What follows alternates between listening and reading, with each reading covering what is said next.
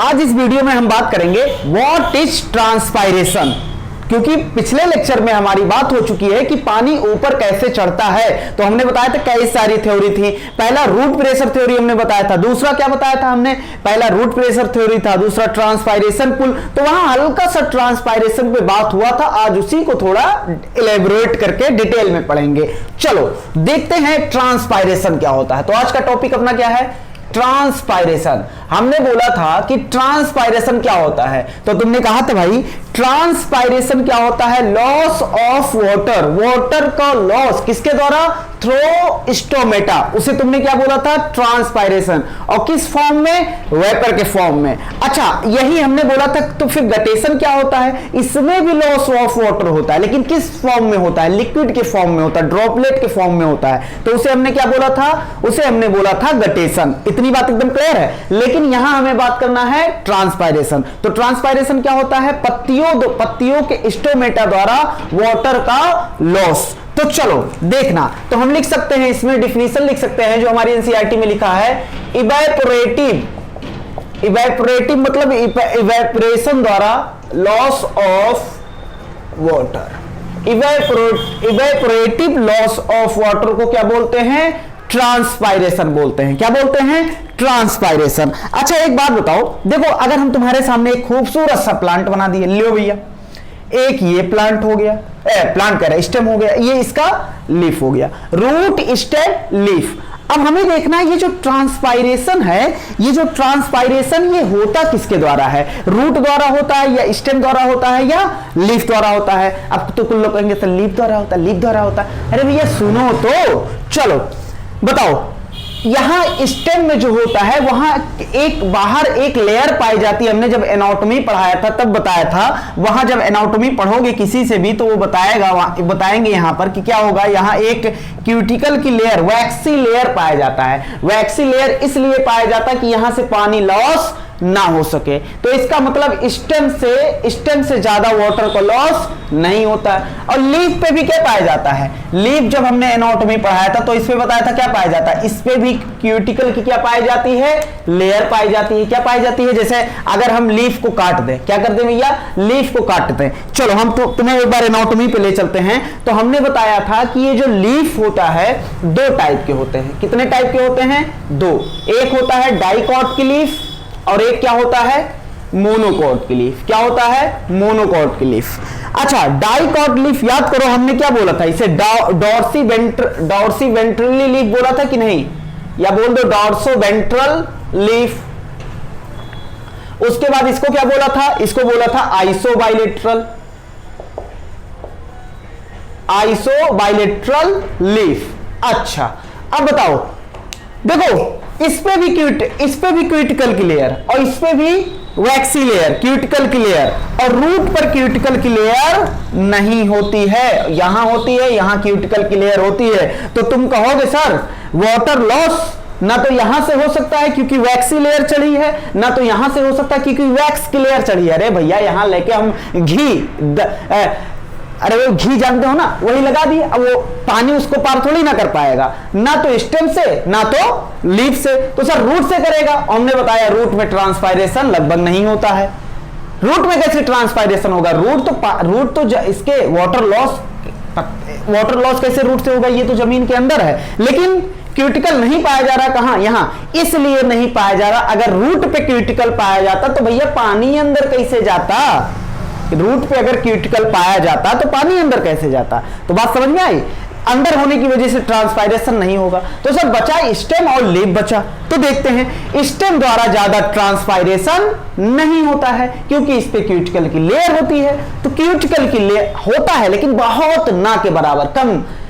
Cuticle की layer तो sir leaf के पास भी है, तो लीफ से क्यों ज्यादातर ट्रांसपायरेशन लीफ द्वारा क्यों हो रहा है, तो उसको समझने के लिए हमें इसकी एनाटॉमी समझनी पड़ेगी, इसको काट के देखना पड़ेगा। उसको काटने से पहले हमें पता होना चाहिए लीफ कितने टाइप के होते हैं, दो टाइप के, एक होता है डाइकॉट लीफ, एक होता है मोनोकॉट लीफ। डाइकॉट लीफ और मोनोकॉट लीफ। डाइकॉट लीफ को क्या बोला था हमने, डॉर्सो वेंट्रल लीफ, और इसको क्या बोला था, मोनोकॉट को क्या बोला था, आइसोबाइलेट्रल। क्यों बोला गया था, क्योंकि जब हम पहले हम इसको कट करके देखते हैं, क्या करके देखते हैं, कट करेंगे। तो दो टाइप के एपिडर्मिस इसमें पाए गए थे, याद अगर तुम याद कर पा रहे हो तो दो टाइप के एपिडर्मिस इसमें पाए गए थे। एक था एबैक्सियल, एबैक्सियल मतलब नीचे वाला एपिडर्मिस, एक था एडेक्सियल, इसे क्या बोलेंगे एडेक्सियल एपिडर्मिस, और इसे जो नीचे हम बना रहे हैं वो क्या बोलेंगे एबैक्सियल एपिडर्मिस। क्या बोलेंगे एबैक्सियल एपिडर्मिस।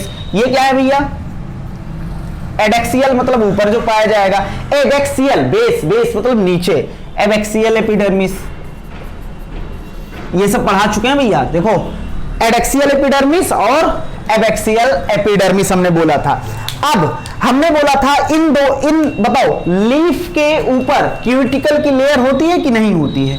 बिल्कुल लेयर होती है क्यूटिकल की। तो सर ये बताओ, और ये पानी देखो यहां से जाएगा और यहीं से लॉस होना है, लेकिन ऊपर भी क्यूटिकल की लेयर और नीचे भी क्यूटिकल की लेयर, तो पानी जाएगा कैसे भैया? तो हमने बताया था क्यूटिकल की लेयर है, यहां से पानी तो नहीं जा पाएगा, लेकिन हमने यहां बताया था यहां पाया जाता है स्टोमेटा। क्या पाया जाता है भैया? स्टोमेटा। और इसी स्टोमेटा, इस पे क्यूटिकल की लेयर नहीं होती हैं। इसी स्टोमेटा को क्या बोलते हैं? इसी स्टोमेटा द्वारा क्या होता है? ट्रांसपायरेशन। क्या होता है? ट्रांसपायरेशन। तो कहने का मतलब है, अच्छा अब देखो मान लो यहां क्या है फ्लोएम, यहां क्या है जाइलम। अब जाइलम से पानी बाहर आया, लॉस होना था, इसे कोई चारा नहीं था क्योंकि ऊपर और नीचे क्या थी? क्यूटिकल की लेयर थी। तो हुआ क्या क्यूटिकल की लेयर कहां नहीं थी? स्टोमेटा पे। स्टोमेटा एक ओपनिंग है जो लीफ से एनवायरनमेंट की तरफ खुलता है, बाहर की तरफ खुलता है, तो यहां से पानी क्या हो गई? लॉस हो गई। अच्छा अब डाइकॉट लीफ और मोनोकॉट लीफ में अंतर क्या है? तो बताओ स्टोमेटा द्वारा क्या लॉस होता है? वाटर का लॉस होता है। और स्टोमेटा पाए कहां जाते हैं? लीफ में पाए जाते हैं। कहां पाए जाते हैं? लीफ में पाए जाते हैं। तो लीफ कितने टाइप के? दो, dicot leaf, monocot leaf. Sir इसका डॉर्सो वेंट्रल लीफ क्यों नाम पड़ा? इसका आइसोबाइलेटरल बताया था हमने। डॉर्सो वेंट्रल, डॉर्सो मतलब ये वाला सरफेस, वेंट्रल मतलब ये वाला सरफेस, तो डॉर्सो वेंट्रल इसमें अलग अलग है, इसलिए डॉर्सल और वेंट्रल अलग अलग डिस्टिंग्विश कर सकते हैं कि भैया तुम डॉर्सल हो तुम वेंट्रल, क्योंकि पत्ती डाइकॉट की पत्ती ऐसे रहती है ना। ये देखो ऊपर वाला कह दोगे क्या होगा? डॉर्सल, और नीचे वाला क्या होगा भैया? नीचे वाला क्या होगा? वेंट्रल होगा कि नहीं होगा? नीचे वाला क्या होगा? वेंट्रल। अब देखो अब इसमें डॉर्सल और वेंट्रल कैसे अलग अलग होता है? ये नीचे है तो क्या बोलेंगे? जमीन की तरफ है तो क्या होगा? वेंट्रल होगा। ये ऊपर की तरफ है तो इसे क्या बोलेंगे? डॉर्सल बोलेंगे। डॉर्सल साइड, इसके नीचे हमने बोला था सन डायरेक्ट कहां पड़ेगा? सन डायरेक्ट ऊपर की साइड पड़ेगा कि नहीं? ऊपर वाले इस पे लेयर पे एडेक्सियल एपिडर्मिस पे पड़ेगा, और कोई भी प्लांट नहीं चाहता कि वो अपना पानी आसानी से लॉस कर दे, तो इसीलिए इसका ज्यादातर स्टोमेटा कहां है? नीचे है। क्यों? क्योंकि ऊपर डायरेक्ट क्या पड़ रही है? टेम्परेचर पड़ेगा तो इवेपोरेशन होगा कि नहीं होगा? ट्रांसपायरेशन ज्यादा होगा, इसीलिए इसका ज्यादातर डाइकॉट में जो होता है, डाइकॉट लीफ में जो होता है एबैक्सियल सरफेस पे, लोअर सरफेस या एबैक्सियल सरफेस पे मोर स्टोमेटा क्या होते हैं? स्टोमेटा ज्यादा होते हैं। अच्छा किस सरफेस पे भैया हम कह सकते हैं? नीचे, मतलब वेंट्रल वाले सरफेस पे, एबैक्सियल सरफेस पे। इतनी बात एकदम क्लियर है। जबकि मोनोकॉट में हमने क्या बोला था? मोनो मतलब होता है आइसो, बाई मतलब होता है दोनों तरफ, लेटरल मतलब होता है साइड बाई साइड। देखो गेहूं की लीफ देख लो, राइस की लीफ देख लो, उसकी ऐसी लीफ होती है, खड़ी होती है, तो इसमें बताओ स्टोमेटा कहां ज्यादा? यहां ज्यादा कि यहां ज्यादा? तो इसमें ऊपर नीचे कुछ कर ही नहीं सकते क्योंकि लीफ ऐसे है, समझ रहे हो ना? तो इसीलिए इसमें जो होता है स्टोमेटा दोनों तरफ क्या होते हैं? सेम होते हैं। आइसो मतलब सेम, बाई मतलब दोनों तरफ, लेटरल मतलब साइड, लेटरली। तो दोनों तरफ अगर सेम स्टोमेटा होंगे, इक्वल स्टोमेटा होंगे, स्टोमेटा, तो उसे क्या बोलेंगे? इक्वल स्टोमेटा होंगे तो क्या बोलेंगे उसे? आइसोबाइलेटरल या मोनोकॉट की लीफ। हमारी एनसीईआरटी में स्टोमेटा को स्टोमा लिखा है। अगर स्टोमा की बात करेगा, मतलब एक स्टोमेटा की बात, एक पोर की बात कर रहा तो उसे स्टोमा बोलेंगे, अगर प्लूरल बोलेगा तो उसे स्टोमेटा बोलेंगे। इतनी बात एकदम क्लियर है। चलो अब हम आगे बढ़ते हैं। तो इसका मतलब समझ में आ गया? इतनी बात समझ में आ गई? ये जल्दी से छापो।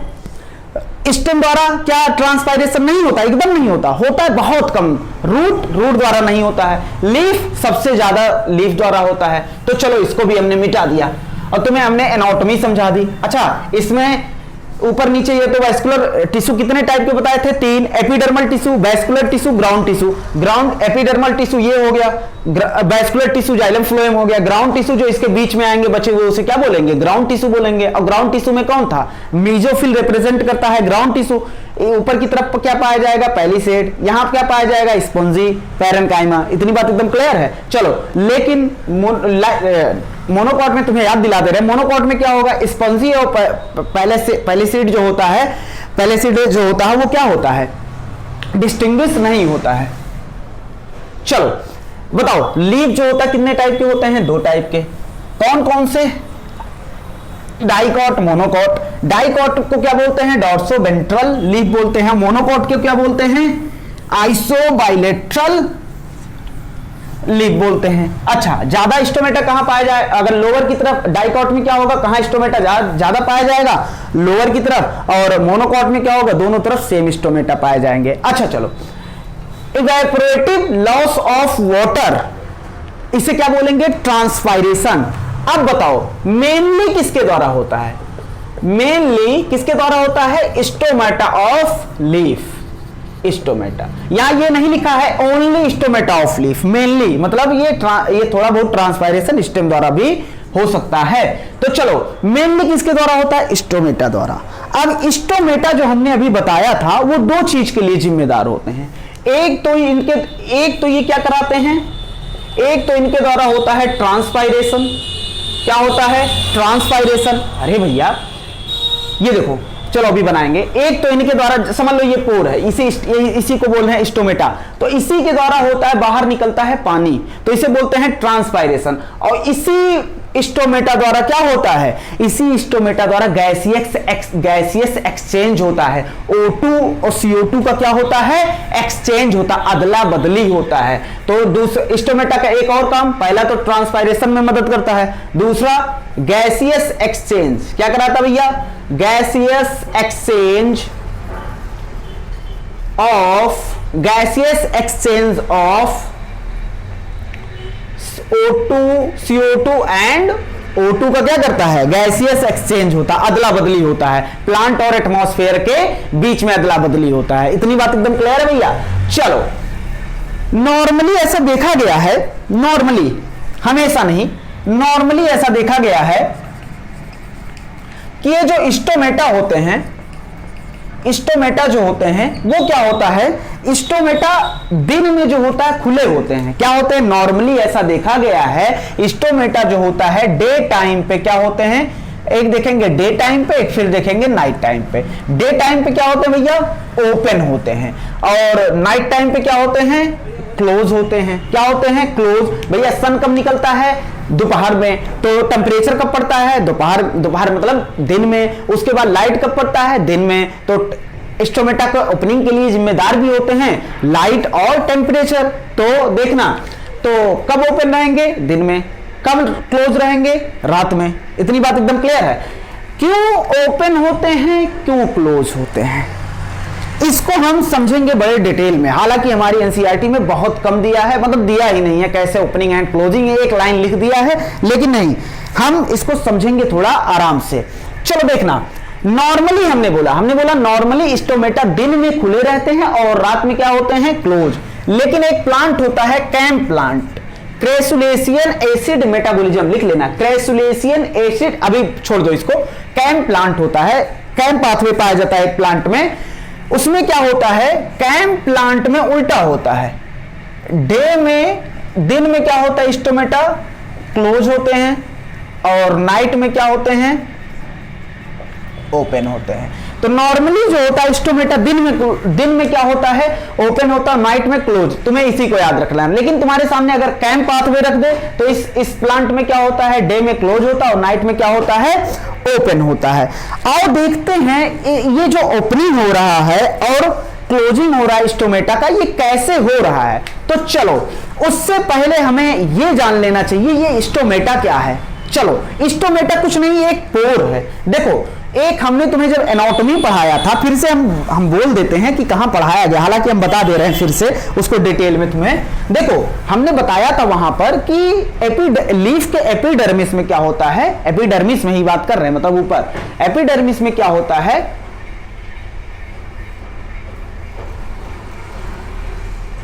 गॉड सेल पाए जाते हैं। क्या पाए जाते हैं भैया? गॉड सेल पाया जाता है, ऐसे हमने बताया था, 2 गॉड सेल। चलो और बड़ा बना दे रहे हैं। हमने बताया था गॉड सेल पाए जाते हैं। क्या पाए जाते हैं? ये देखो, ये क्या है? Guard cell. लाल वाले कितने गॉड सेल हैं? 1 और 2 गॉड सेल। अच्छा, अब देखो ये जो गॉड सेल है ना, इसमें 2 लेयर हैं। एक देखो, ये देखो आउटर लेयर, ये आउटर वॉल है, और ये क्या है? इनर। ये क्या है? इनर वॉल है। इनर वॉल को हम काले से दिखा दे रहे हैं। इनर वॉल को हम किससे दिखा दे रहे हैं भैया? काले से। चलो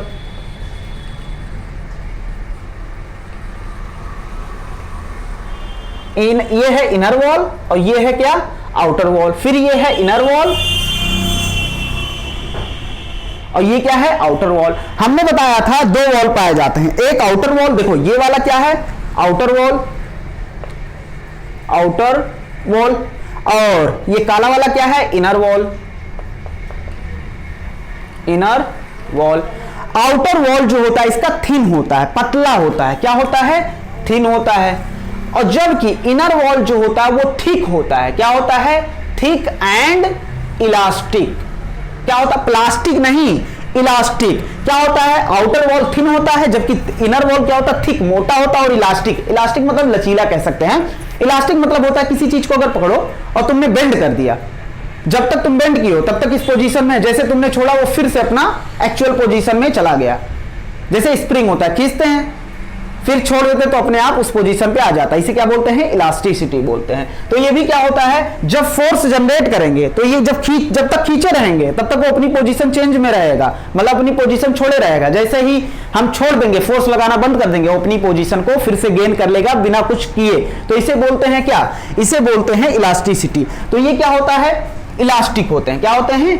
थिक और क्या होते हैं? इलास्टिक। चलो, हमने बताया था कितने गॉड सेल यहां तुम्हें दिख रहे हैं? 2, और बीच में तुम्हें एक पोर दिख रहा है कि नहीं? इसी को बोला जाता है स्टोमेटल अपर्चर। अपर्चर मतलब क्या होता है? पोर, या बोल दो स्टोमेटल पोर।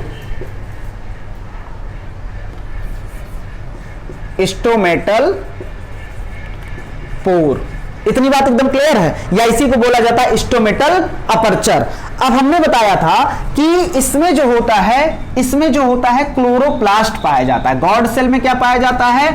क्लोरोप्लास्ट।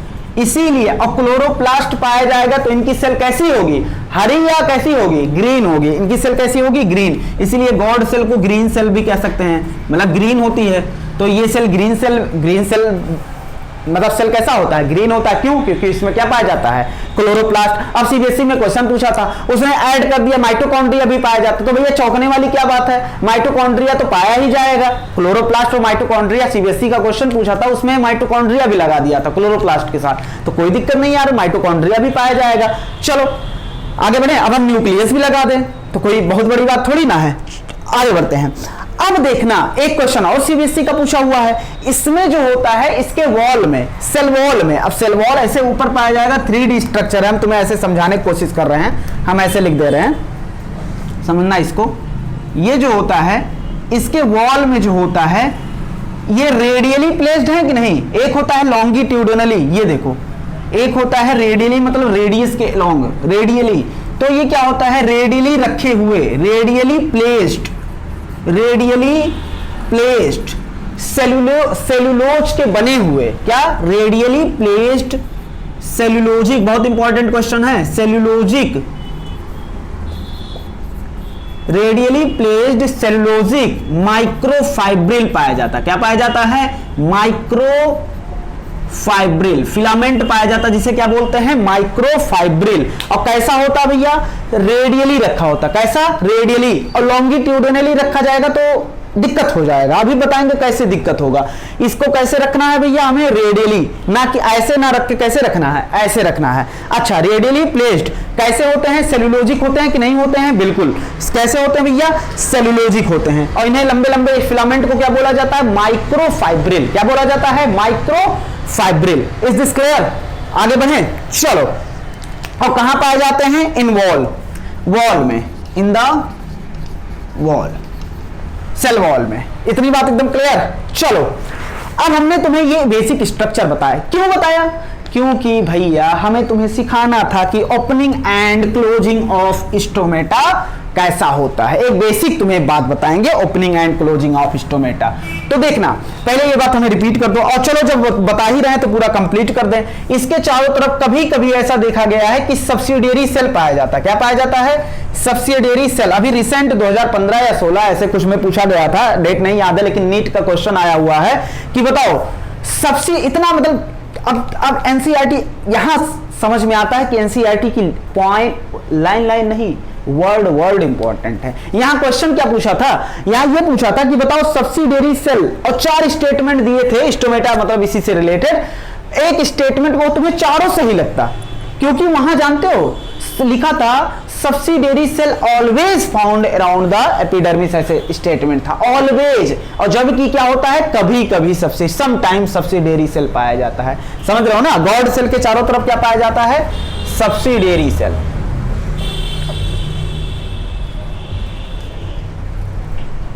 सेल पाया जाता है। अच्छा, सम टाइम की ऑलवेज, सम टाइम पाया जाता है, कभी कभी। अब हमने बताया था सब्सिडियरी सेल, गॉड सेल और स्टोमेटल अपर्चर, इन सब को मिलाकर क्या बोल दिया गया था, इन सब को मिलाकर बोल दिया गया था स्टोमेटल अपरेटस। अपरेटस मतलब होता है समूह, स्टोमेटल अपरेटस। चलो, ये तो पुरानी बातें हो गई, अभी तो हमारा लेक्चर नहीं स्टार्ट हुआ, तो इतनी बात एकदम क्लियर है। चलो एक बार मैं रिपीट करना चाहूंगा, गॉड सेल जो होता है वो क्या होता है, 2 टाइप के होते हैं। गॉड सेल जो होता है 2 टाइप के होते हैं। एक होता है क्या, गॉड सेल 2 टाइप के। अब सुन लो, एक बात और सुन लो, याद आ गया, गॉड सेल 2 टाइप के होते हैं। ये जो देख रहे हो ना, डाइकॉट में ये बीन किडनी शेप के होते हैं, जबकि मोनोकॉट में ये डंबल शेप के होते हैं। कैसे होते हैं, डंबल शेप के। इतनी बात एकदम क्लियर है। अब वहां मोनोकॉट ना देके तुमसे एग्जांपल मोनोकॉट का दे सकता, कहते भैया एक वीट हमने देखा, बताओ इसमें स्टोमेटा किस शेप का होगा, या मेज देखा तो इसमें ये सब मोनोकॉट है कि नहीं है, तो मोनोकॉट अगर है तो इसमें किस शेप का होगा, डंबल शेप का होगा। चलो अब हम एक बार रिवाइज कर लेते हैं जितना हमने पढ़ा, उसके बाद हम स्टार्ट करते हैं। हमने पढ़ा ट्रांसपायरेशन जो होता है वो क्या होता है, हमने पढ़ा, मिटा भी दे रहे हैं भैया, देखो ट्रांसपायरेशन जो होता है इवेपोरेटिव लॉस ऑफ वाटर होता है, उसे क्या बोलते हैं, ट्रांसपायरेशन। और ये किसके द्वारा होता है भैया, स्टोमेटा द्वारा। मेनली किसके द्वारा होता है, स्टोमेटा। स्टोमेटा के 2 काम बताए, एक तो गैसियस एक्सचेंज करता है और दूसरा किस में मदद करता है, ट्रांसपायरेशन में मदद करता है। उसके बाद हमने बोला स्टोमेटा जो होता है यूजुअली नॉर्मली दिन में खुला रहता है और रात में क्या होता है, बंद रहता है। उसके बाद हमने बताया लेकिन कैम पाथवे वाले प्लांट जो होते हैं उसमें स्टोमेटा जो होता है वो दिन में क्या होता है, क्लोज होता है, और रात में क्या होता है, ओपन। और नॉर्मली दिन में ओपन और रात में क्लोज। उसके बाद हमने बताया गॉड सेल देखते हैं। गॉड सेल जो होता है, ये मान लो ये क्या है, ये है गॉड सेल। क्या है, गॉड सेल। इसका ऊपर वाला जो लेयर होता है वो क्या होता है, थिन होता है, और नीचे वाला कहां पाया जा रहा है, टुवर्ड द पोर। हमारी एनसीईआरटी में लिखा भी है टुवर्ड द पोर। पोर के करीब कौन है, इनर वाला। और पोर से दूर कौन है, अरे भैया पोर से देखो इतना दूर है ये पोर से, और ये पोर के करीब ही है, तो इनर वाला पोर के करीब है, आउटर वाला पोर से दूर है। तो पोर से करीब जो होता है उसे बोलते हैं इनर, और इनर वाला थिक होता है और इलास्टिक होता है। और जबकि आउटर वाला क्या होता है, थिन होता है, और उसके बाद जो होता है प्लास्टिक होता है। नहीं, मजाक है। अब उसके बाद जो होता है इसमें गॉड सेल में जो होता है सेलुलोजिक माइक्रोफिलामेंट पाया जाता है, जो कैसे अरेंज होते हैं, रेडियली होते हैं। इतनी बात एकदम क्लियर है। बाकी सब हमने पहले पढ़ाया था। उसके बाद इसमें क्लोरोप्लास्ट पाया जाता है, ग्रीन सेल इसीलिए बोलते हैं इसको। उसके बाद जो होता है गॉड सेल जो होता है इसके चारों तरफ कभी कभी सब्सिडियरी सेल पाया जाता है। सब्सिडियरी सेल स्टोमेटल अपर्चर, उसके बाद क्या, स्टोमेटल अपर्चर, उसके बाद जो होता है स्टोमेटल पोर। इन सबको मिला के क्या बोला जाता है, स्टोमेटल अपैरेटस बोला जाता है, समूह बोला जाता है। अब देखते हैं ओपनिंग एंड क्लोजिंग क्यों हो रहा है, कैसे हो रहा है, मैकेनिज्म देखते हैं, ऊपर देखते हैं। चलो अब भैया ये है गॉड सेल। क्या है, गॉड सेल। ये देखो 2 कंडीशन है, हम तुम्हारे सामने बना दे रहे हैं, तुम्हारे सामने मैं बनाने की कोशिश कर दिया हूं, बना भी दिया हूं। एक कंडीशन ये है और एक कंडीशन ये है, एक कंडीशन ये है, एक कंडीशन ये है। बताओ स्टोमेटा किसमें तुम्हें दिख रहा है? यार भाई डायग्राम नहीं अच्छा बन रहा है तो समझो ना, इसमें पोर तुम्हें दिख रहा है, इसमें पोर नहीं दिख रहा है, मतलब यहां स्टोमेटा क्लोज है, यहां स्टोमेटा ओपन है। क्या है? स्टोमेटा ओपन है। अच्छा बताओ गॉड सेल कितने, गॉड सेल कैसे होते हैं? गॉड सेल दो टाइप के होते हैं। स्टोमेटा हाँ लिखाया नहीं, लेकिन अरे भाई पिछली बार लिखाया है ना यार।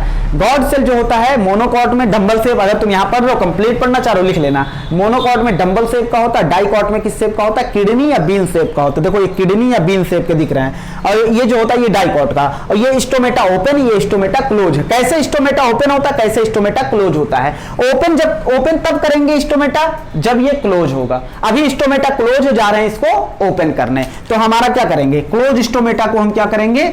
ओपन करेंगे। तो इसमें ऐसा क्या करना है कि बंद हुआ स्टोमेटा खुल जाए। तो इसमें देखो, इसमें हम क्या करेंगे? इस स्टोमेटा में वाटर इंटर करेगा। क्या करेगा भैया? Water enter. ये समझ लो अभी गुब्बारा है, ये अभी क्या है? गुब्बारा इसे मान लो अभी सिकुड़ा हुआ है बिल्कुल, और सिकोड़ दो भैया, और सिकोड़ दो। चल अभी सिकुड़ा हुआ है तो क्लोज है, स्टोमेटा इसमें नहीं है, स्टोमेटा क्लोज से ओपन की तरफ जा रहे हैं। तो वाटर क्या करेगा भैया? वाटर इंटर किया किसमें? गॉड सेल में। गॉड सेल में वाटर इंटर किया। अच्छा अब वाटर इंटर किया, तो वाटर जब भैया इंटर करेगा तो इसमें वाटर इंटर कर रहा है, मतलब इसमें टर्गर प्रेशर लगेगा कि नहीं? लेक्चर पढ़ा चुके हैं। तो इसमें क्या लगेगा? Turgor pressure. टीपी मतलब टर्गर प्रेशर बढ़ेगा, टर्गर प्रेशर बढ़ेगा। अब किसी गुब्बारे को तुमने लिया, खूब पानी भर दिया, चलो हवा नहीं पानी भर दिया, तो फूल जाएगा कि नहीं? पहले पानी भरोगे तो अंदर प्रेशर बढ़ेगा, प्रेशर फुला देगा किसको? गुब्बारे को। तो उसे बोलेंगे अब गुब्बारा क्या हो गया? फूल गया है। और उस फूलने को टर्जिट बोलेंगे कि नहीं? तो गॉड सेल में क्या हुआ? अभी ये गॉड सेल ऐसा था, जब हमने पानी भरा तो ये क्या हो गया? टर्जिट हो गया। क्या हो गया? टर्जिट मतलब फूल गया। चलो वाटर इंटर किसमें? गॉड सेल में, तो टर्गर प्रेशर बढ़ा और सेल कैसा हो गया? टर्जिट हो गया। कैसे टर्जिट हो गया? देखो अगर बड़े आराम से समझना इसको, ये देखो ये अभी क्लोज था, मान लो अभी क्लोज था, चलो ले एक ले रहे हैं गॉड सेल एक, अभी ये क्या था? क्लोज था। हमें पता है इसमें क्या पाया जाता है? माइक्रोफिलम क्या पाया जाता है? माइक्रोफाइब्रिल भी पाया जाता है। किसके बने होते हैं? सेल्यूलोज के बने होते हैं। ये पाया गया था। अभी ये क्या थे भैया? एकदम अभी ये क्लोज थे। तो क्या हुआ? हमने वाटर डाला, क्या डाला? पानी। जब वाटर डालेंगे तो क्या होगा? टर्गर प्रेशर बढ़ेगा। अब टर्गर प्रेशर अगर बढ़ा तो ये देखा गया ऐसा आउटर मेम्ब्रेन जो होता थिन होता है तो वो फूल जाता है, बाहर की तरफ खिंच जाता है। तो आउटर मेम्ब्रेन देखो बाहर की तरफ खिंच गया। क्या हो गया? पानी जब हमने डाला तो ये क्या हो गया? आउटर मेम्ब्रेन बाहर की तरफ निकल गया। तो आउटर मेम्ब्रेन जो था क्या था? आउटर मेम्ब्रेन ये क्या हो गया? Bulged out. बल्ज्ड आउट मतलब क्या होता है? बल्ज्ड आउट मतलब होता है, बल्ज्ड आउट मतलब होता है ये बाहर की तरफ निकल गया। कहां निकल गया? बाहर की तरफ। उसके बाद जो होता है ये बाहर की तरफ निकला। अब देखो ये जो मेम्ब्रेन है ये जुड़ा हुआ है किससे? इनर मेम्ब्रेन से। किससे द्वारा? माइक्रोफाइब्रिल द्वारा। किससे जुड़ा हुआ है? माइक्रोफाइब्रिल। जब ये बाहर निकला तो खींच किसको लेगा? इनर मेम्ब्रेन को खींच लेगा कि नहीं खींच लेगा? अरे गधा भैया ये बात सुनो, ये जब पानी भरा तो ये मेम्ब्रेन बढ़ेगा, तो ऐसा थोड़ी ना, ये मेम्ब्रेन और ये मेम्ब्रेन कनेक्ट है माइक्रोफाइब्रिल द्वारा। तो जब ये बाहर की तरफ आया तो इसको ऐसे खींच लेगा कि नहीं खींच लेगा? क्योंकि ये दोनों जुड़े हुए थे किससे? माइक्रोफाइब्रिल द्वारा। जब ये वाला मेम्ब्रेन बाहर आएगा तो नीचे इनर वाले खींच लेगा कि नहीं? और इनर वाले को खींचेगा तो इसका मुंह बन जाएगा, इनर वाले का मुंह बनेगा आधा आधा चांद जैसे। तो ये आउटर वाला फोर्स लगाएगा, किस पे फोर्स लगाएगा? मजबूर करेगा किसको? इनर मेम्ब्रेन को, कि भैया हम, क्योंकि भाई दोनों आपस में बंधे हुए हैं ना भैया, समझने की कोशिश करो, दोनों आपस में बंधे हुए हैं ना। जब हम दो लोग बंधे हुए, जब हमें खींचा जाएगा तो वो भी तो आएंगे साथ में, आएंगे कि नहीं? हाँ, हमें खींच रहे हो तो हम खुशी खुशी जा रहे हैं, वो मुंह बना के आएंगे तो उनका मुंह कैसा हो जाएगा? क्रिसेंट शेप का हो जाएगा। क्रिसेंट मतलब अर्धचंद्राकार, आधा चांद जैसा। समझ रहे हो ना बात को? तो भैया देखो ये कैसे हो गए, कैसे हो गए? क्रिसेंट शेप के, क्रिसेंट शेप के। अब बताओ भैया, क्रिसेंट शेप के हो गए तो बताओ इनका मुंह ऐसे हो गया और दोनों में ऐसे मुंह हो गया कि नहीं? स्टोमेटा क्या हो गया? ओपन हो गया। क्या हो गया? ओपन। किसकी वजह से हुआ है? पानी के अंदर जाने की वजह से। किस में पानी अंदर गया? टर्गर प्रेशर किस में डेवलप हुआ है? गॉर्ड सेल में। किस में डेवलप हुआ है? गॉर्ड सेल में। चलो अब उसके बाद बात करते हैं, ये तो हो गया। अच्छा एक बात बताओ, सोचो अगर यहां रेडियल अरेंजमेंट ना होकर, रेडियल अरेंजमेंट ना होकर यहां पर लॉन्गिट्यूडिनल अरेंजमेंट होता माइक्रोफाइब्रिल का, तो क्या होता? भैया हमें सेल को ऐसे फुलाना पचकाना नहीं है, ऐसे करना है। तो अगर ये ऐसे होता तब तो क्या होता है? ऐसे ऐसे मदद नहीं कर पाता। तो पता लगा देखो पानी इंटर हुआ और क्या हुआ? पानी इंटर, अगर वो लॉन्गिट्यूडिनल यहां फाइब्रिल रखा होता रेडियल की जगह, अगर ऐसे ऐसे रखा होता है, ऐसे ऐसे रखा होता ऐसे की जगह, अभी क्या रखा था? ऐसे ऐसे, तो क्या हुआ? ये बाहर गया तो इसको भी खींच के ले गया, लेकिन इसमें अगर लॉन्गिट्यूडिनल होता तो इसके जैसा थोड़ी ना हो पाता। इसीलिए अगर नहीं समझ में आ रख लो, इसीलिए क्या होता है? कैसा रखा होता है ये माइक्रोफाइब्रिल? कैसा होता है? Radial arrangement. तो हम कह सकते हैं रेडियल अरेंजमेंट जो होता है, ओरिएंटेशन मतलब बनावट, ओरिएंटेशन ऑफ माइक्रोफाइब्रिल, कि माइक्रोफाइब्रिल कैसे अरेंज है, ये भी मदद करता है, हेल्प करता है। किसमें? Opening and closing of stomata. इसमें मदद करता है कि नहीं करता है? कौन? रेडियली जो प्लेस्ड माइक्रोफाइब्रिल है। Orientation of microfibril. ओरिएंटेशन कैसा होना चाहिए भैया? रेडियल होना चाहिए। इतनी बात एकदम क्लियर है। अब बताओ ये जब सेल टर्जिट हो गया, दोनों सेल टर्जिट हो गए, देखो एक पोर दिखने लगा कि नहीं? तो हम कह देंगे भैया स्टोमेटा क्या हो गया है? स्टोमेटा ओपन हो गया है। तो सेल टर्जिट होगा, गॉर्ड सेल, तो स्टोमेटा क्या होगा? ओपन होगा। अब ओपन तो हो गया, चलो शुरू से एक बार, गॉर्ड सेल में पानी गया। जब गॉर्ड सेल में पानी जाएगा तो गॉर्ड सेल में जो पानी गया तो वहां का क्या होगा? टर्गर प्रेशर अंदर बढ़ेगा, सेल फूलेगा। देखो बड़ा गजब तुम्हें समझा दे रहे हैं। ये अभी ऐसा था, क्या था? ऐसा, ये अभी ऐसा था। हाँ देखो, जब गॉर्ड सेल में पानी गया तो ये क्या हो गया? सेल फूलने लगा। क्या हो गया? सेल फूलने लगा। बाहर वाला देखो, बाहर वाला गया और इसको खींच लिया। देखो इसका जब खींचा इनर वाले को तो इसका मुंह कैसा बन जाएगा? ये ऐसा बन जाएगा कि नहीं? देखो ऐसे क्रिसेंट शेप का, अर्धचंद्राकार बन गया कि नहीं? अंदर घुस गया कि नहीं घुस गया? चलो, तो कहने का मतलब ये है कि अब वाटर गया, टर्गर प्रेशर इंक्रीज करेगा, टर्जिडिटी इंक्रीज हो जाएगा, सेल टर्जिट हो जाएगा, आउटर मेम्ब्रेन बल्ज्ड आउट मतलब बाहर चला जाएगा, इनर मेम्ब्रेन क्या होगा? इनर मेम्ब्रेन जो है वो क्या हो जाएगा? क्रिसेंट शेप के हो जाएंगे। और ओरिएंटेशन मदद किया इसमें, कौन सा कैसा होना चाहिए? रेडियली या लॉन्गिट्यूडनली? रेडियली। कैसा? रेडियली अरेंजमेंट होना चाहिए, बहुत इंपॉर्टेंट है। उसके बाद जो होता है क्या हो जाएगा? सेल टर्जिट हो जाएगा तो स्टोमेटा ओपन हो जाएंगे। इतनी बात एकदम क्लियर है। तो सर स्टोमेटा हमें क्लोज करना हुआ तो क्या करेंगे? इसी प्रोसेस को रिवर्स कर दो, इसी प्रोसेस को क्या कर दो? रिवर्स कर दो, तो स्टोमेटा क्लोज हो जाएगा। चलो जैसे रिवर्स करने पे, अच्छा बताओ स्टोमेटा ओपन कब होगा? जब गॉर्ड सेल कैसा होगा? टर्जिट रहेगा। कैसा रहेगा? टर्जिट। तो क्या होगा? Stomata open. अब देखो लॉस में क्या होगा? अब इसी का जस्ट उल्टा कर दो यार, स्टोमेटा क्लोज हो जाएगा। फिर से लिखवाएं क्या? नहीं मानोगे क्या? चलो लिखवा देते हैं भैया। चलो यहां ऊपर हम लिख देते हैं भैया, उल्टा कर दो, वाटर लॉस कर दो। वाटर भी गया था। अब देखो तुम्हें क्या करना है? अभी यहां से यहां ले गए थे। अब तुम्हारा स्टोमेटा ओपन है, उसे क्या करना है, क्लोज कंडीशन में, तो वाटर तुमने यहां से क्या कर दिया, निकाल दिया। वाटर लॉस करोगे तो टर्गर प्रेशर घटेगा, टर्गर प्रेशर घटेगा तो टर्जिडिटी क्या होगा, घटेगा कि नहीं घटेगा। अब टर्जिडिटी अगर घटेगा तो सेल का मेम्ब्रेन, सेल का वॉल जो है वो अपने नॉर्मल पोजीशन में चला जाएगा कि नहीं, जैसे पहला था वैसे चला जाएगा, तो स्टोमेटा क्या हो जाएगी, क्लोज हो जाएगी। तो हम कह सकते हैं इनर थिक मेम्ब्रेन जो होता है, थिक इनर वॉल या मेम्ब्रेन,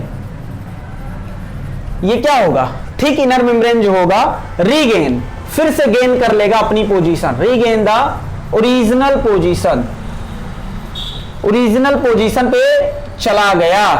अब क्या होगा, सेल क्या हो जाएगा, अभी तक फूल गया था, अब पानी निकल गया, एकदम नहीं निकलेगा, थोड़ा पानी निकलेगा, जितना नहीं सेल का भी पानी निकाल दो तो सेल हो जाएगा कैसा, सेल हो जाएगा फ्लैसिड। क्या हो जाएगा, फ्लैसिड। और स्टोमेटा क्या हो जाएगा, स्टोमेटा हो गया क्लोज। क्या हो गया, क्लोज। कुल मिला जुला के इसको ना लिखना, तुम सीधा लिख लेना, इसी का रिवर्स प्रोसेस होगा तो उसे क्या बोलेंगे, उसे इसी का चाहो तो लिख लेना, वाटर लॉस होगा तो टर्गर प्रेशर घटेगा, तो ये सब अपनी नॉर्मल पोजीशन में फिर से ओरिजिनल पोजीशन में चले जाएंगे, ओरिजिनल पोजीशन इसका ये है, तो स्टोमेटा क्या हो जाएगा, क्लोज हो जाएगा। बस ये ध्यान रख लेना, नाइट में क्लोज होता है, क्यों, क्योंकि गॉड सेल में क्या होता है, गॉड सेल फ्लैसिड रहता है। यहां से बेसिक क्वेश्चन बन सकता है कि बताओ अगर गॉड सेल टर्जिट होगा तो स्टोमेटा, अगर पूछ ले स्टोमेटा टर्जिट या फ्लैसिड, भैया स्टोमेटा एक पोर है तो उसमें ना तो टर्जिट ना तो फ्लैसिड, समझ रहे हो ना बात को। तो कहने का मतलब है ये गॉड सेल क्या होगा, टर्जिट रहेगा इधर, तो क्या होगा, ओपन रहेगा स्टोमेटा, गॉड सेल फ्लैसिड हो जाएगा तो स्टोमेटा क्या हो जाएगा, क्लोज हो जाएगा। इतनी बात एकदम क्लियर है, मैं इसे मिटाना चाहूंगा। चलो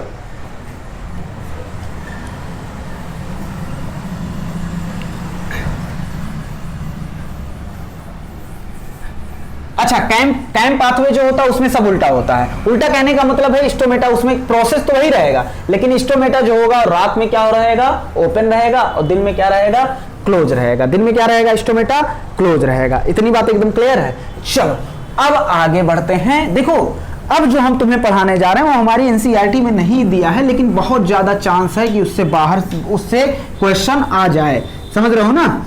चलो देखते हैं।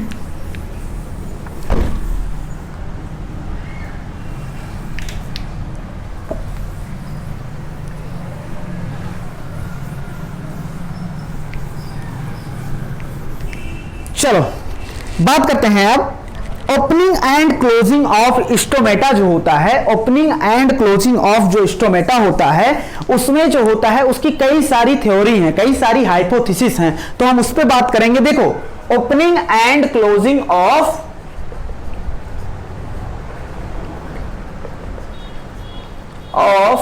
स्टोमेटा। अच्छा एक लाइन लिखना चाहेंगे, तुमसे सीधा पूछ सकता है क्यों हुआ है, क्योंकि चेंज हुआ है टर्जिडिटी, ये किसकी वजह से होता है, लिख सकते हैं ड्यू टू किसके कारण, change in turgidity, change in turgidity. बताओ स्टोमेटा में या गॉड सेल में, change in turgidity of guard cell. Guard cell के टर्जिडिटी में क्या होगा, चेंज होगा, तो उससे क्या होगा, opening and closing of stomata. अगर सेल टर्जिट हो जाएगा तो ओपनिंग हो जाएगा, अगर सेल टर्जिडिटी लॉस कर देगा, फ्लैसिड हो जाएगा तो क्या होगा, क्लोज हो जाएगा। तो इसके लिए कई सारी थ्योरियां हमारे पास। पहला देखो एक एक करके पढ़ते हैं, टेंशन ना लेना, तुम अभी बताएंगे कौन सा इंपॉर्टेंट है कौन सा पढ़ना, बाकी सब छोड़ देना, लेकिन हम सारे पढ़ ले रहे हैं एक बार, थोड़ा बाहर इसमें पढ़ा रहे हैं। देखो एक है guard cell photosynthesis hypothesis. Guard cell पहला थ्योरी है, गॉड सेल फोटोसिंथेसिस हाइपोथेसिस। इसको देखते हैं ये क्या कहता है। एक साइंटिस्ट थे जिनका नाम नहीं जानना है, सबसे पहली बात ये थ्योरी ही नहीं जाननी है, लेकिन चलो हम एक बार देख ले रहे हैं, लेकिन ऐसा नहीं है पढ़ा रहे हैं तो कुछ ना कुछ तो है बात। चलो इसमें देखना, गॉड सेल जो होता है उसमें फोटोसिंथेसिस, तो हमें पता है जो गॉड सेल होते हैं, गॉड सेल जो होता है उसमें क्या पाया जाता है, क्लोरोप्लास्ट पाया जाता है। गॉड सेल में पाया जाता है क्लोरोप्लास्ट। इन साइंटिस्ट ने क्या कहा कि देखो भैया, गॉड सेल में क्या पाया जाता है, क्लोरोप्लास्ट। तो क्लोरोप्लास्ट पाया जाएगा गॉड सेल में, तो वो क्या करेगा, फोटोसिंथेसिस करेगा। क्या करेगा, फोटोसिंथेसिस करेगा। अच्छा, बड़े अच्छे से बोल दिया, फोटोसिंथेसिस करेगा। और जब फोटोसिंथेसिस करेगा तो भैया, जब फोटोसिंथेसिस करेगा तो बनेगा ग्लूकोज। क्या बनेगा, ग्लूकोज। और ग्लूकोज ऑस्मोटिकली एक्टिव होते हैं, ऑस्मोटिकली एक्टिव होते हैं। सर ये क्या होता है, मतलब ये क्या होता है, पानी में घुल जाते हैं। क्या होता है, पानी में आसानी से घुल जाते हैं, तो उसी को बोलते हैं ऑस्मोटिकली एक्टिव। अब देखो, ग्लूकोज बना दिया, अब ये ग्लूकोज पानी में घुल गया, तो ये देखो, ये क्या था, गॉड सेल। अभी ये क्या थे, मान लो क्लोज थे। कैसे थे भैया, लो क्लोज थे अभी। अब ये अभी तक क्या थे, क्लोज। इसमें पाया जा रहा था भैया क्लोरोप्लास्ट। तो इन साइंटिस्ट ने कहा ये करेगा फोटोसिंथेसिस और बनाएगा ग्लूकोज, और ग्लूकोज इसमें घुल जाएंगे, तो जैसे जैसे घुलेंगे अंदर का सोल्यूशन क्या होगा, गाढ़ा होगा। और जब इतना गाढ़ा हो जाएगा कि बाहर वाले ज्यादा गाढ़ा हो जाएगा, तो ये ज्यादा गाढ़ा और ये कम गाढ़ा, तो पानी बाहर से अंदर, पानी कहां चला जाएगा, बाहर से अंदर, और सेल टर्जिट हो जाएगी, तो स्टोमेटा ओपन हो जाएगा। तो दिक्कत क्या थी इस थ्योरी में, चलो क्या इन्होंने कहा कि अब यहां का सॉल्यूशन क्या हो जाएगा, हाइपरटोनिक। हाइपरटोनिक मतलब गाढ़ा हो जाएगा। अगर हाइपरटोनिक हो गया तो वाटर एब्जॉर्ब करेगा। अब भैया यहां हाइपरटोनिक, यहां हाइपोटोनिक, तो हाइपो से हाइपर पानी जाएगा, सीढ़ा, और ये शरबत से चाशनी की तरफ, सीढ़ा चाशनी एक ही होता है, हर एक चीज में जलेबी छाना जाता है। वाटर एब्जॉर्ब करेगा, और वाटर एब्जॉर्ब करेगा तो क्या हो जाएगा, सेल टर्जिट हो जाएगा। अब पूरी प्रोसेस हम रिपीट नहीं करेंगे, सेल टर्जिट हो जाएगा तो स्टोमेटा क्या हो जाएगा, ओपन हो जाएगा। लेकिन इस थ्योरी में दिक्कत क्या थी, इस थ्योरी में दिक्कत ये थी कि भैया इसमें जो है ऐसा देखा गया है, गॉड सेल में जो फोटोसिंथेसिस होता है ये नेग्लिजिबल होता है, ना के बराबर होता है। जो ग्लूकोज बनता है वो क्या होता है, लगभग ना के बराबर होता है। तो ना के बराबर है, तो ये सब हाइपोथेसिस ही गलत है, क्योंकि भाई गॉड सेल जो होता है गॉड सेल के पास फोटोसिंथेटिक एक्टिविटी नेग्लिजिबल होता है, ना के बराबर होता है। तो ना तो ग्लूकोज बनेगा, और जब ग्लूकोज नहीं बनेगा भैया तो ये सब थ्योरी ही फ्लॉप हो गई, क्योंकि ये थ्योरी का बेस कहां से था, ग्लूकोज से। इसीलिए नाम पड़ा है guard cell photosynthesis hypothesis, guard cell का फोटोसिंथेसिस करना। चलो दूसरी थ्योरी पढ़ते हैं। दूसरी थ्योरी है, देखो भैया, दूसरी थ्योरी है क्लासिकल स्टार्च, सीधा लिख दो हाइपोथेसिस।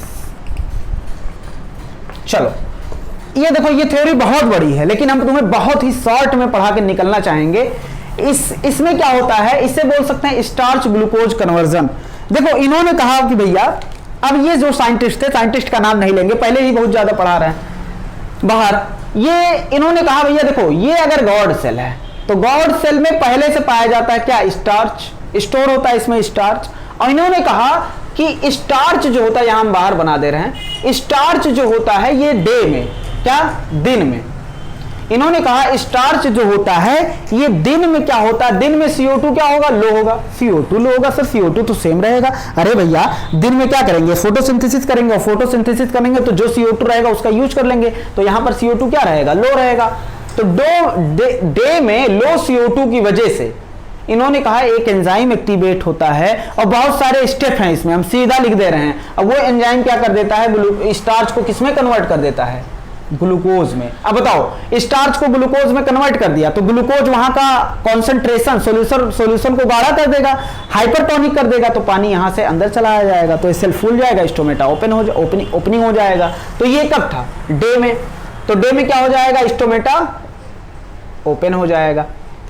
लेकिन रात में क्या हुआ, देखो नाइट में क्या होगा, नाइट में इन्होंने कहा ये पूरी प्रोसेस उल्टी कर दो। नाइट में क्या होगा, नाइट में क्या होगा, देखो नाइट में क्या होगा, इन्होंने कहा CO2 यूज नहीं हो रहा है, फोटोसिंथेसिस नहीं हो रही है, तो CO2 हाई रहेगा, और CO2 हाई रहेगा तो ये सारी प्रोसेस क्या हो जाएगी, उल्टा हो जाएगा। कुल मिला जुला के ग्लूकोज किसमें कन्वर्ट हो जाएगा, स्टार्च में कन्वर्ट हो जाएगा। किसमें कन्वर्ट हो जाएगा, स्टार्च में। और स्टार्च जो होता है ना, ये वाटर में घुलता नहीं है, तो ये क्या होता, ऑस्मोटिकली क्या होते हैं, इनएक्टिव होते हैं। क्या होते हैं? इनएक्टिव। जबकि ग्लूकोज हमने क्या बोला? ऑस्मेटिकली एक्टिव। अब कोई तुमने पानी लिया, उसमें एक पानी में तुम कंकड़ डाल रहे हो, एक पानी में तुम क्या डाल रहे हो? चीनी डाल रहे हो, तो कौन सा सॉल्यूशन गाढ़ा होगा? जाहिर सी बात है, जिसमें तुम चीनी डाल रहे हो वो सॉल्यूशन गाढ़ा होगा, लेकिन कंकड़ तो वैसे ही रहेगा क्योंकि वो पानी में डिसॉल्व नहीं हुआ है, तो उसका वो पानी वैसे ही रहेगा, गाढ़ा नहीं होगा। तो यहां क्या हुआ? अब भैया स्टार्च में जब कन्वर्ट हो गया तो क्या हो गया? यहां से पानी अब ये स्टार्च में कन्वर्ट हो गया, यहां का हाइपरटोनिक हो गया, यहां का हाइपोटोनिक हो गया, सॉल्यूशन बाहर निकल गया। इतनी बात एकदम क्लियर है।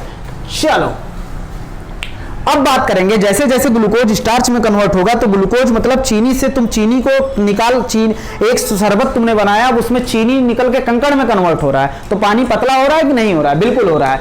नहीं जानना है ये सब बकवास, बस ऐसे हमने लिख दिया ओपन।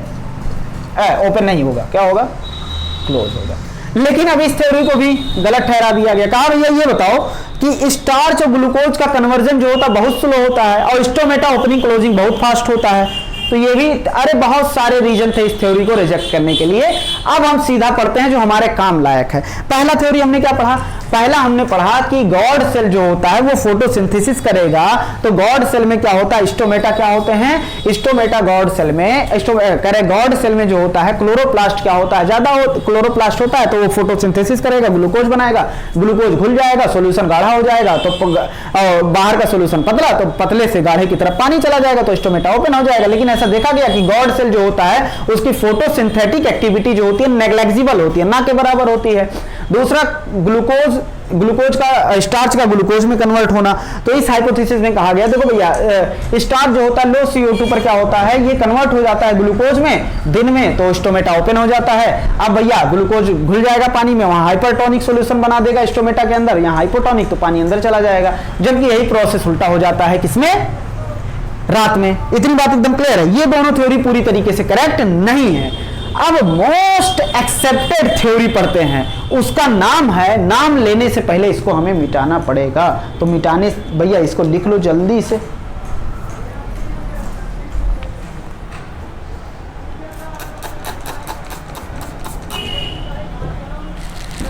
लिख लिए भैया? चलो इसको मैं मिटाना चाहूंगा, opening and closing of stomata. अब मेन पढ़ेंगे, इंपॉर्टेंट जो है, इंपॉर्टेंट वाले पे बात कर लेते हैं। चलो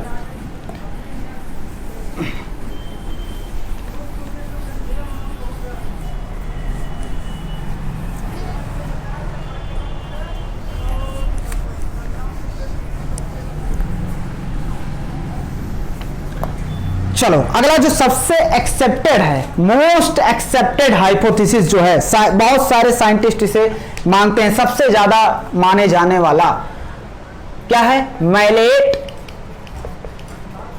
मैलेट K प्लस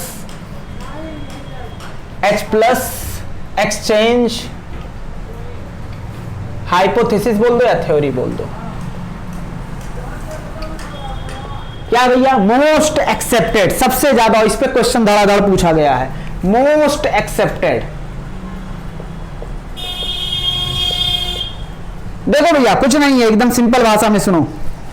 कहने का मतलब जो तुम्हारा क्वेश्चन है कहीं का भी निकल जाएगा आराम से, बस जितना पढ़ाएंगे। है तो बहुत बड़ी प्रोसेस, स्टार्च वाला जो हमने तुम्हें पढ़ाया वो भी बहुत बड़ी प्रोसेस है, लेकिन उतना हमें नहीं पढ़ना है ना।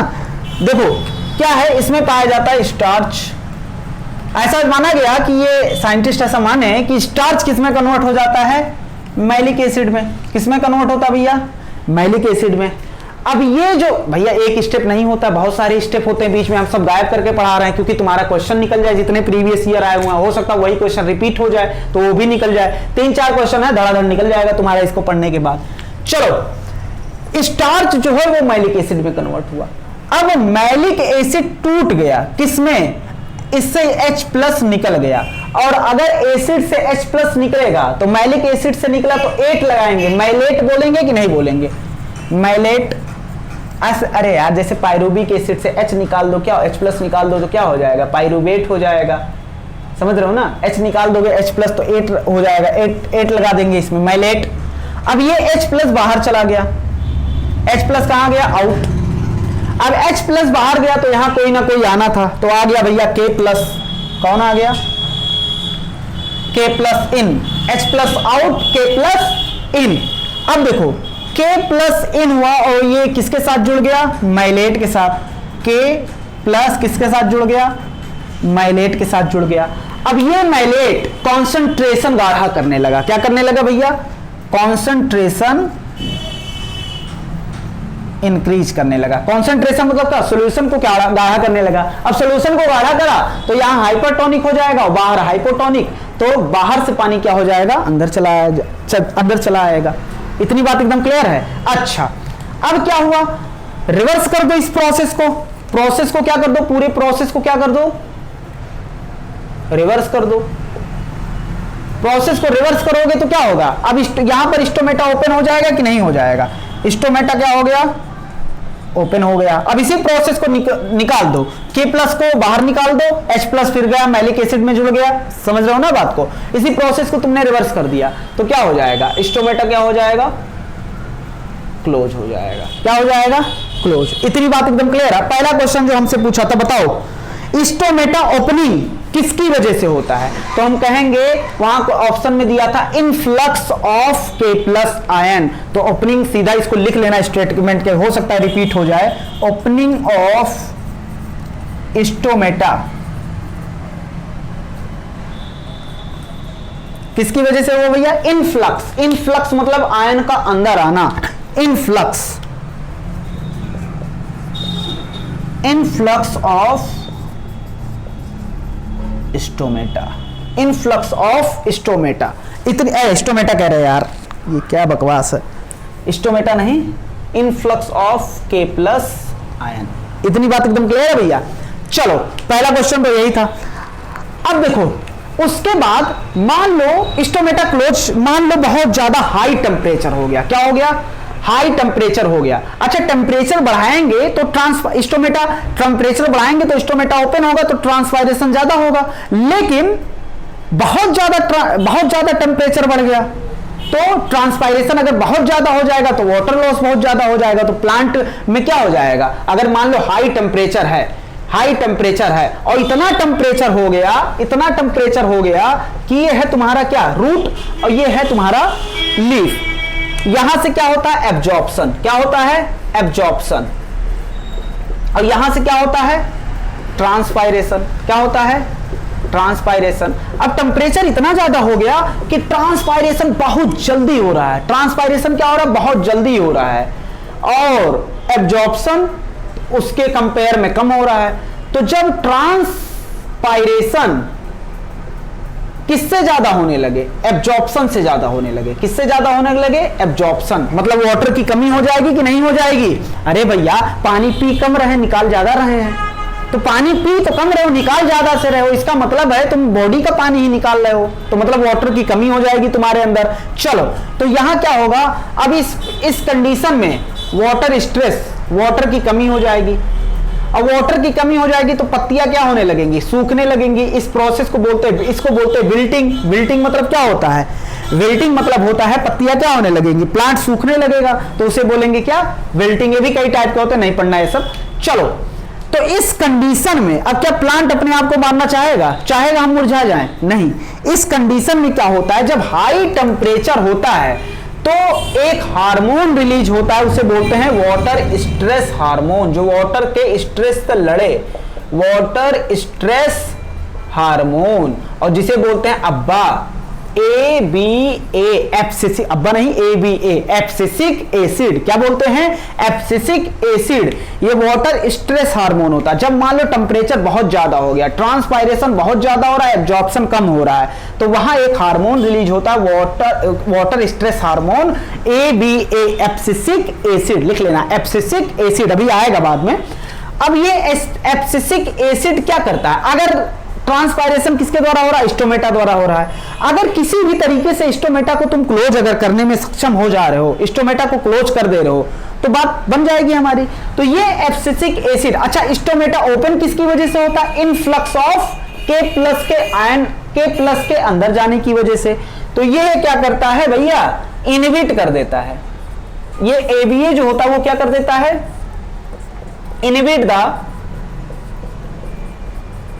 Inhibit the Uptake of, Uptake मतलब अंदर लेना, अपटेक ऑफ K प्लस। अब K प्लस अंदर नहीं जा पाएगा। और दूसरा ये क्या करता है, leakage of malic acid. Malic acid यहां से क्या हो जाएगा, लीक हो जाएगा और K प्लस का एंट्री रुक जाएगा। तो कुल मिला जुला के अंदर गाढ़ापन होने का कोई सवाल ही नहीं होता, क्योंकि मैलिक एसिड भी निकाल दिए तुम और K प्लस को अंदर ही नहीं जाने दे रहे हो। तो स्टोमेटा क्या रहेगा, क्लोज हो जाएगा कि नहीं। तो स्टोमेटा इस कंडीशन में क्या हो जाएगा, क्लोज। तुमसे क्या इतना भयानक पूछेगा, कुछ नहीं पूछेगा। पूछेगा बताओ एब्सिसिक एसिड जो होता है वाटर स्ट्रेस हार्मोन होता है कि नहीं, पूछेगा एब्सिसिक एसिड जो होता है स्टोमेटा क्लोज करवा देता है। हाँ कैसे, तो यही आंसर सीधे लिख देना। एक तुमसे पूछ लेगा inhibit the Uptake of K plus, K plus को अपटेक नहीं होने देता। K प्लस की वजह से क्या हो रहा है, स्टोमेटा ओपन हो रहा है, तो K प्लस अपटेक नहीं होगा तो स्टोमेटा ओपन नहीं होगा, क्लोज हो जाएगा। इतनी बात एकदम क्लियर है। तो आगे बढ़ते हैं, ये हो गई बात, इतनी बात एकदम क्लियर है भैया। चलो इसको लिखो जल्दी से।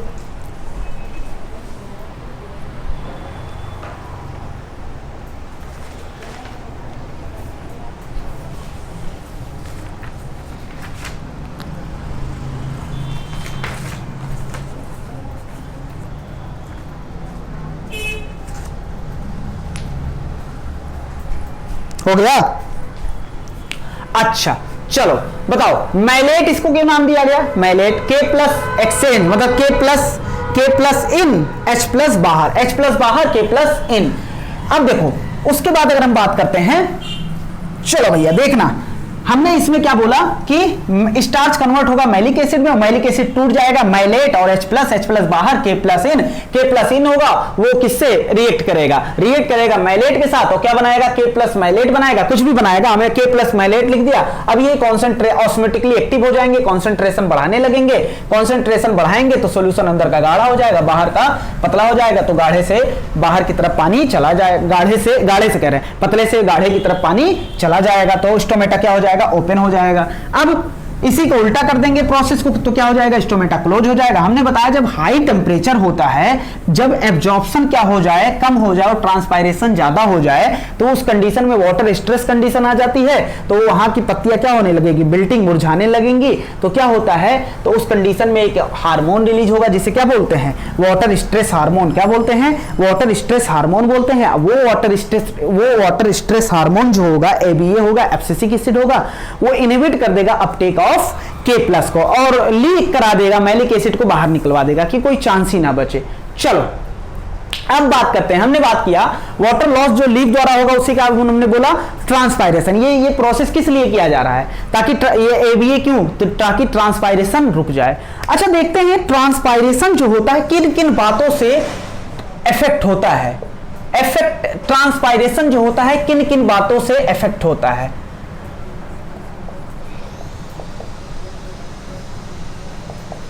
ट्रांसपायरेशन जो होता है कौन कौन इफेक्ट कर सकता है, ट्रांसपायरेशन इफेक्टेड बाई, कौन कौन असर डाल सकता है इस पे। तो देखना भैया, दो भागों में बांटेंगे। एक तो हम बोलेंगे क्या, एक तो बोलेंगे हम फैक्टर, मतलब होता है कोई वजह जो ट्रांसपायरेशन पर असर डाल दे, उसको क्या कर दे, इफेक्ट कर दे। तो एक फैक्टर को बोलेंगे एक्सटर्नल फैक्टर। क्या बोलेंगे, एक्सटर्नल फैक्टर। और दूसरे फैक्टर को बोलेंगे क्या, इंटरनल फैक्टर। क्या बोलेंगे, इंटरनल फैक्टर। चलो दो फैक्टर हैं जो प्लांट को असर डालते हैं। एक्सटर्नल फैक्टर मतलब मान लो ये कोई प्लांट है, ये कोई क्या है, प्लांट है, और ये उसके चारों तरफ क्या होगा, एटमॉस्फेयर होगा कि नहीं होगा। चलो ये प्लांट है भैया और इसके चारों तरफ एटमॉस्फेयर है। तो एक्सटर्नल फैक्टर मतलब लिख सकते हैं इन्वायरमेंटल फैक्टर, जो इन्वायरमेंट में पाया जा रहा हो, इन्वायरमेंटल फैक्टर। और इंटरनल फैक्टर मतलब जो प्लांट की वजह से अगर ट्रांसपायरेशन पर कोई असर पड़े तो उसे बोलेंगे क्या, प्लांट फैक्टर बोल सकते हैं या इंटरनल फैक्टर बोल सकते हैं। अगर इन्वायरमेंट की वजह से कोई ट्रांसपायरेशन पे असर पड़ता है तो उसे इन्वायरमेंटल फैक्टर बोल सकते हैं, या क्या बोल सकते हैं, एक्सटर्नल, प्लांट के बाहर का कोई फैक्टर। चलो अब देखते हैं, एक एक करके देखते हैं भैया। चलो हमने बोला टेम्परेचर। टेम्परेचर क्या होता है, स्टोमेटा को खोलता है। तो टेम्परेचर ज्यादा होगा तो टी हम लिख रहे हैं, ट्रांसपायरेशन को सिर्फ टी लिख रहे हैं। अगर टेम्परेचर ज्यादा होगा तो ट्रांसपायरेशन ज्यादा होगा कि नहीं, तो डायरेक्टली प्रोपोर्शनल या इनवर्सली प्रोपोर्शनल। तो टेम्परेचर जैसे जैसे बढ़ाते जाओगे ट्रांसपायरेशन बढ़ता जाएगा, लेकिन एक लिमिट तक ज्यादा टेम्परेचर बढ़ा दोगे तो एब्सिसिक एसिड रिलीज हो जाएगा। समझ रहे हो ना। अब देखो भैया, अब अगर लाइट जो होता है ये भी रिस्पॉन्सिबल होता है ओपनिंग ऑफ स्टोमेटा। तो लाइट बढ़ाते जाओगे तो ओपनिंग ऑफ स्टोमेटा होगा, अगर ओपनिंग ऑफ स्टोमेटा होगा तो ट्रांसपायरेशन होगा। तो लाइट बढ़ाओगे तब भी लाइट डायरेक्टली प्रोपोर्शनल, जितना ज्यादा लाइट होगा उतना ज्यादा ट्रांसपायरेशन, एक लिमिट तक। अच्छा, हमने बोला अब इस बात को समझना, ह्यूमिडिटी। भैया देखो पिछले वाले वीडियो में समझाएं, बहुत ताकत लग जाता है समझाने में। चलो, ह्यूमिडिटी मतलब बाहर नमी है। क्या भैया, बाहर नमी है। अच्छा भैया, बाहर क्या है, मॉइस्चर है और वेपर है, कह सकते हैं अंदर भी नमी और बाहर भी नमी। अगर दोनों नमी सेम हो गया, मान लो यहाँ 10x की नमी है और यहाँ 10x की नमी है, तो ट्रांसपायरेशन कहां होगा। ट्रांसपायरेशन क्या होता है, डिफ्यूजन प्रोसेस द्वारा होता है। डिफ्यूजन अपनी ज्यादा मात्रा से कम मात्रा की तरफ जाता है, तो यहां पर दोनों तरफ मात्रा सेम हो गया तो ट्रांसपायरेशन असर कर दिया कि नहीं। तो ह्यूमिडिटी अगर मान लो 5x है तो भैया आप देखो यहां 10x है यहां 5x, तो थोड़ा बहुत ट्रांसपायरेशन होगा। यहां मान लो एकदम ड्राई है तो बहुत तेजी से ट्रांसपायरेशन होगा। तो कहने का मतलब है कि ह्यूमिडिटी जो होता है वो इनवर्सली प्रोपोर्शनल कर सकते हैं ट्रांसपायरेशन के। जितना ज्यादा ह्यूमिडिटी होगा ट्रांसपायरेशन उतना कम होगा। इतनी बात एकदम क्लियर है भैया। चलो, पिछले वीडियो में इसको डिटेल थोड़ा अच्छे से बताया था। अब देखो, विंड स्पीड, विंड वेलोसिटी या स्पीड लिख दो, हमारी एनसीईआरटी में स्पीड लिखा है। चलो, कहने का मतलब है मान लो पत्ती, पहले क्या होता है, पानी यहां पर इकट्ठा होता है। पानी यहाँ एक अपना सरफेस पे एक फिल्म बनाया। फिल्म मतलब क्या होता है, एक लेयर बनाया। अब लेयर बनाया भैया, सेल के ऊपर लेयर एक बनाया पत्तियों पे। अब ये पत्ती क्या है, अब ये पानी बाहर भी तो जाना चाहिए, हवा चली ही नहीं, पानी अभी यहीं है। हवा चला, पत्ती फड़फड़ाई तो पानी निकला। जितना तेजी से पत्ती फड़फड़ाएगी उतना ज्यादा पानी निकलेगा, समझ रहे हो ना। उतना तेजी से पानी रिलीज होगा तो उतना तेजी से ट्रांसपायरेशन होगा, लेकिन एक लिमिट तक। बार बार हम बोल रहे हैं, ऐसा नहीं तूफान आ जाए एकदम। ट्रांसपायरेशन जो होता है विंड स्पीड के डायरेक्टली प्रोपोर्शनल कर सकते हैं। ये तुम अगर नहीं कर पा रहे हो तो कोई दिक्कत नहीं है, तुम सीधा याद रख लेना एक्सटर्नल फैक्टर। और ये कोई भी प्लांट का फैक्टर नहीं है, सब बाहर वाले फैक्टर हैं, इन्वायरमेंटल फैक्टर है। तो temperature, light, humidity, wind speed, ये मदद करता है, ये जो होता है असर करता है किस पे, ट्रांसपायरेशन पे। इतनी बात एकदम क्लियर है। अच्छा, अब इंटरनल फैक्टर क्या होता है भैया। इंटरनल फैक्टर में सबसे पहली बात नंबर जितना ज्यादा रहेगा, नंबर एंड डिस्ट्रीब्यूशन मतलब वो डिस्ट्रीब्यूट कैसे हुआ है, डिस्ट्रीब्यूशन ऑफ स्टोमेटा, कितने नंबर में पाए जाते हैं उनका डिस्ट्रीब्यूशन,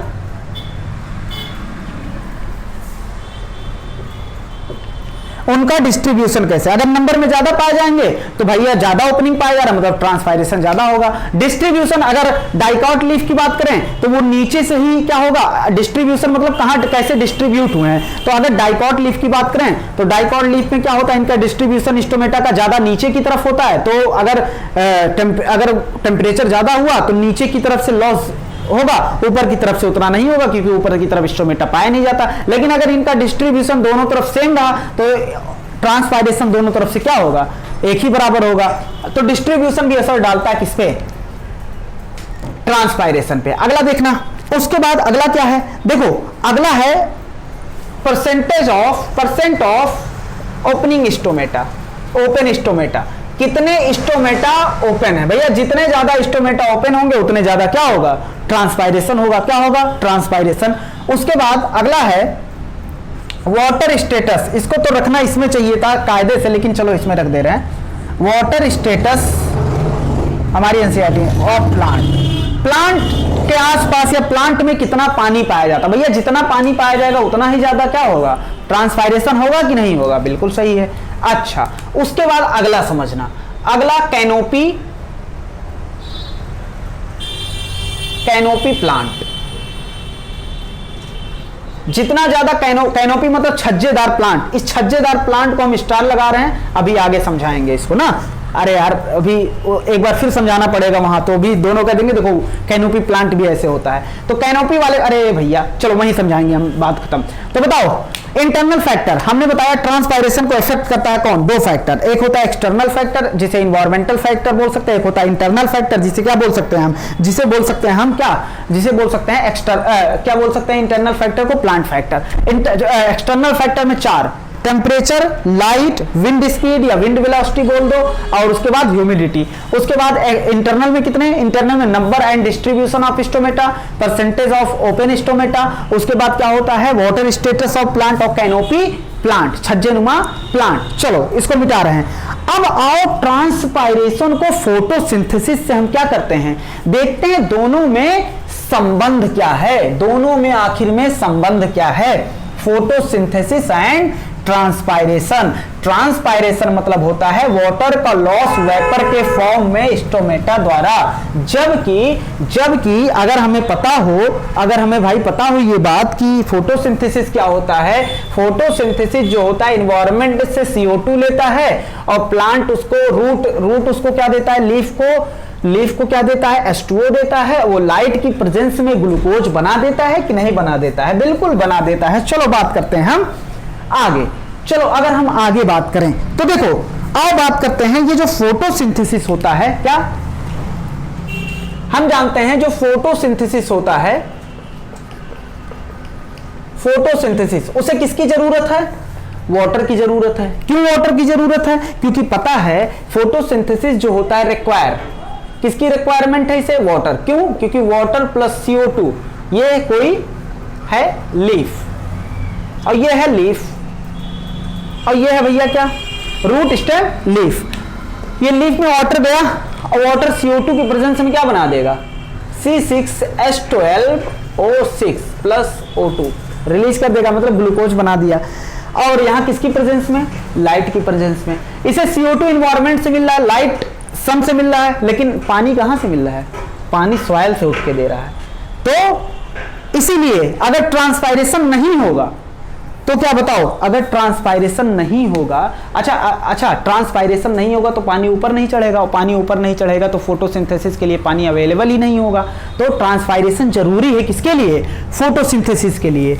तो कहने का मतलब अगर हम इसे बनाएं तो हम जानते हैं कि वाटर जो है वो सॉइल से कहां जाता है, वाटर जो होता है सॉइल से कहां जाता है, रूट से जाइलम द्वारा वो कहां जाता है, जाइलम द्वारा जाता है लीफ के वेन। यहां वेन पाए जाते हैं कि नहीं पाए जाते हैं, वेन लीफ के कहां जाता है, वेन में। और लीफ के वेन से वो किसमें जाता है, इसके चारों तरफ हमने बताया था, इसके चारों तरफ कुछ पैरेनकाइमेटस मीजोफिल सेल पाए जाते हैं कि नहीं, वो कहां जाता है, पैरेनकाइमेटस, जहां फोटोसिंथेसिस होती है, पैरेनकाइमेटस सेल। अब ये पैरेनकाइमेटस सेल जो होता है, यहां क्या होगी, फोटोसिंथेसिस।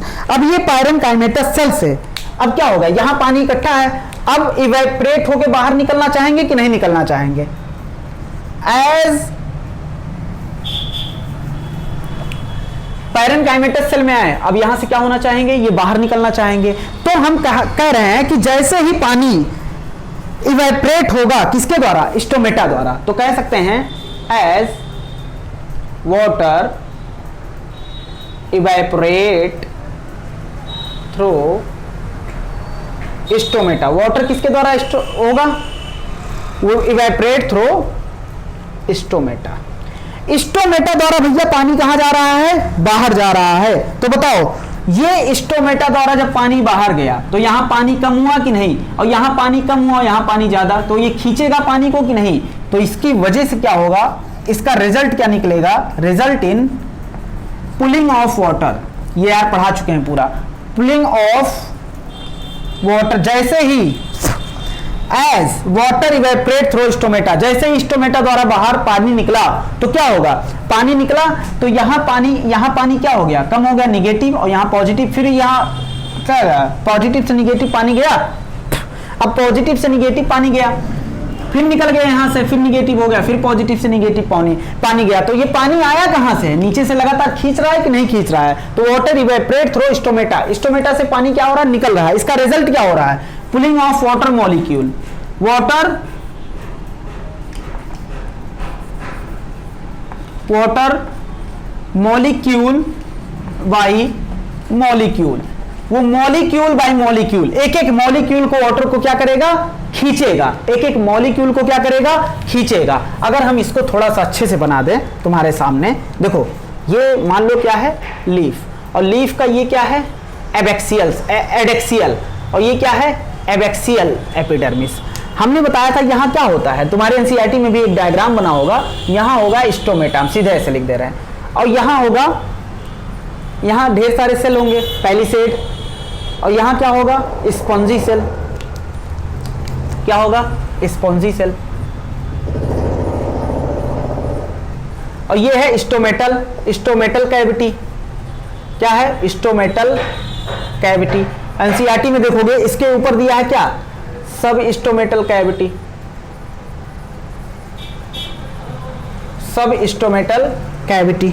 उसके बाद देखना सब स्टोमेटल कैविटी, अब पानी यहां से आया पैरेनकाइमेटस सेल में गया, पैरेनकाइमेटस सेल से वो कहां आया, इंटरसेलुलर स्पेस, मतलब दो सेल के बीच में जो स्पेस होता है, और या कह सकते हैं स्टोमेटल कैविटी में आकर क्या हो गया, स्टोर हो गया। तो क्या हुआ, इंटरसेलुलर स्पेस, इंटरसेलुलर स्पेस मतलब दो सेल के बीच में जो स्पेस होता है वहां भी स्टोर हो सकता है, वो कहां, यहां स्टोर हो गया। तो इंटरसेलुलर, दो सेल के बीच में जो स्पेस है, एंड सब स्टोमेटल कैविटी, स्टोमेटा के नीचे सब स्टोमेटल, अब कुछ लोग कहेंगे सर ऊपर, अरे भैया ऊपर नीचे पत्ती घुमा दो, सब स्टोमेटल कैविटी, सब स्टोमेटल कैविटी। तो देखना भैया इंटरसेलुलर स्पेस, और यहां पर एनसीईआरटी में बहुत क्लियर दिया होगा, तुम लिख लेना वहां पर, सब, हालांकि वहां पढ़ाया गया है एनाटॉमी में, सब स्टोमेटल मेटल कैविटी। तो इन दोनों में क्या हुआ, वाटर वेपर आके इकट्ठा हुआ, तो वाटर वेपर ज्यादा हुआ कि नहीं ज्यादा हुआ, वाटर वेपर इंक्रीज हुआ, और किसकी तुलना में, then atmospheric, then atmosphere, atmosphere में जो वेपर यहां भी वेपर पाया जाएगा कि नहीं। अब यहां तुमने इतना सेगमेंट यहां का लिया, इतना सेगमेंट लीफ का लिया, और तुमने देखा कि यहां जो है वाटर वेपर ज्यादा है और यहां वाटर वेपर कम है, तो वाटर डिफ्यूज होके बाहर चला आएगा कि नहीं चला आएगा, बिल्कुल चला आएगा। तो इंटरसेलुलर स्पेस और सब स्टोमेटल कैविटी में वाटर वेपर ज्यादा है, किसकी तुलना में ज्यादा हो गया, एटमॉस्फेयर की तुलना में, और एटमॉस्फेयर की तुलना में जब ज्यादा हो गया तो वाटर क्या हो जाएगा, वाटर डिफ्यूज आउटसाइड, बाहर निकल गया। इसी प्रोसेस को क्या बोलते हैं, ट्रांसपायरेशन बोलेंगे कि नहीं बोलेंगे। चलो अब देखना, फोर्स जो जनरेट होता है ट्रांसपायरेशन द्वारा, फोर्स, इसको सीधे रखना है, force generated by transpiration, force generated by transpiration, जो फोर्स जनरेट होता है ट्रांसपायरेशन द्वारा वो प्रेशर क्रिएट करता है, क्या क्रिएट प्रेशर, और वो इतना प्रेशर क्रिएट करता है कि उसकी वजह से, जो ट्रांसपायरेशन की वजह से यहां फोर्स जनरेट हो रहा है, वो एक प्रेशर बनाता है, प्रेशर इतना बनाता है कि वो पानी को 130 मीटर हाइट तक पानी को क्या कर सकता है, चढ़ा सकता है। कितना, वो प्रेशर में इतनी ताकत होती है कि 130 मीटर तक के पानी को क्या कर सकता है, चढ़ा सकता है। इसीलिए हमने बोला था कि रूट प्रेशर कुछ दूर तक पानी को पुश करता है, तो ज्यादा दूर तक पानी कौन ले जाता है, ट्रांसपायरेशन पुल। इतनी बात एकदम क्लियर है। मैं फिर से रिपीट करना चाहूंगा पूरी बातों को फिर से मैं रिपीट करना चाहूंगा। मैं ये कहना चाह रहा हूं कि फोटोसिंथेसिस जो होता है उसमें क्या रिक्वायर होता है, H2O, क्यों, क्योंकि वो CO2 इन्वायरमेंट से ले लेगा और क्या हो जाएगा, CO2 इन्वायरमेंट से ले लेगा और फोटोसिंथेसिस करके ग्लूकोज बना लेगा। उसके बाद हमने तुम्हें बताया वाटर से सॉइल किस में जाएगा, वाटर जो होगा सॉइल से रूट में गया, रूट से जाइलम में, जाइलम से लीफ वेन में, लीफ वेन में पैरेनकाइमेटस सेल मेसोफिल में गया, वहां फोटोसिंथेसिस होगी। अब वो पानी पैरेनकाइमेटस सेल से कहां आएगा, इंटरसेलुलर स्पेस में आएगा, इंटरसेलुलर स्पेस में आएगा तो वो पानी अब क्या होगा, यहां आया तो फिर ये पानी खींचेगा, तो इसका रिजल्ट क्या होगा, पानी क्या मॉलिक्यूल बाय मॉलिक्यूल क्या होगा, खींचेगा। उसके बाद बताया हमने इंटरसेलुलर स्पेस और सब स्टोमेटल कैविटी में क्या हो जाएगा, वाटर वेपर ज्यादा हो गया और यहाँ बाहर कम है, तो चीज अपनी ज्यादा मात्रा से कम मात्रा की तरफ चली जाएंगी कि नहीं, एटमॉस्फेयर में चला गया। और हमने बताया, इंपॉर्टेंट ये याद रख लेना कि जो ट्रांसपायरेशन जो होता है, ट्रांसपायरेशन जो फोर्स जनरेट किया जाता है ट्रांसपायरेशन द्वारा, वो जो फोर्स जनरेट होता है ट्रांसपायरेशन द्वारा, वो प्रेशर बनाता, वो प्रेशर 130 मीटर हाइट तक पानी को चढ़ा सकता है। अब देखते हैं फिर से फोटोसिंथेसिस, अब पूरी बात करते हैं। ट्रांसपायरेशन एंड फोटोसिंथेसिस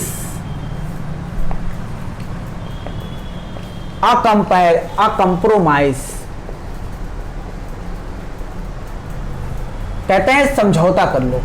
ट्रांसपायरेशन जो होता है और फोटोसिंथेसिस आपस में क्या किए हैं, एक कंप्रोमाइज किए, एक समझौता किए हैं।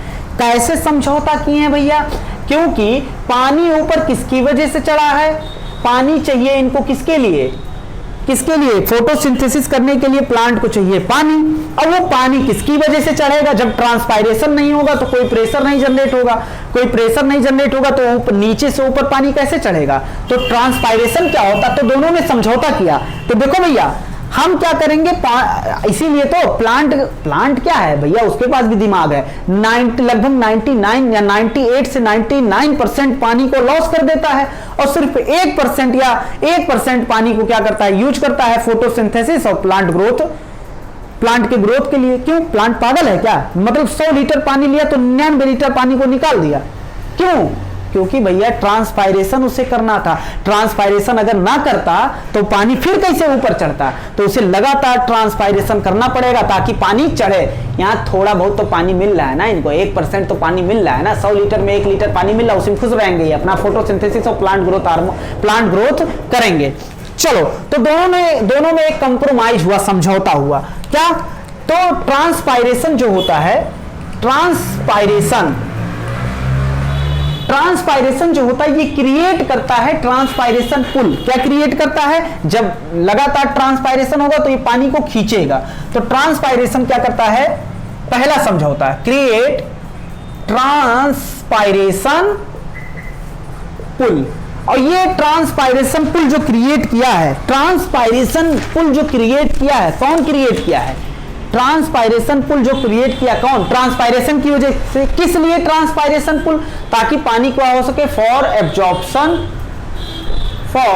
एब्जॉर्प्शन एंड वो ट्रांसलोकेट हो सके, एंड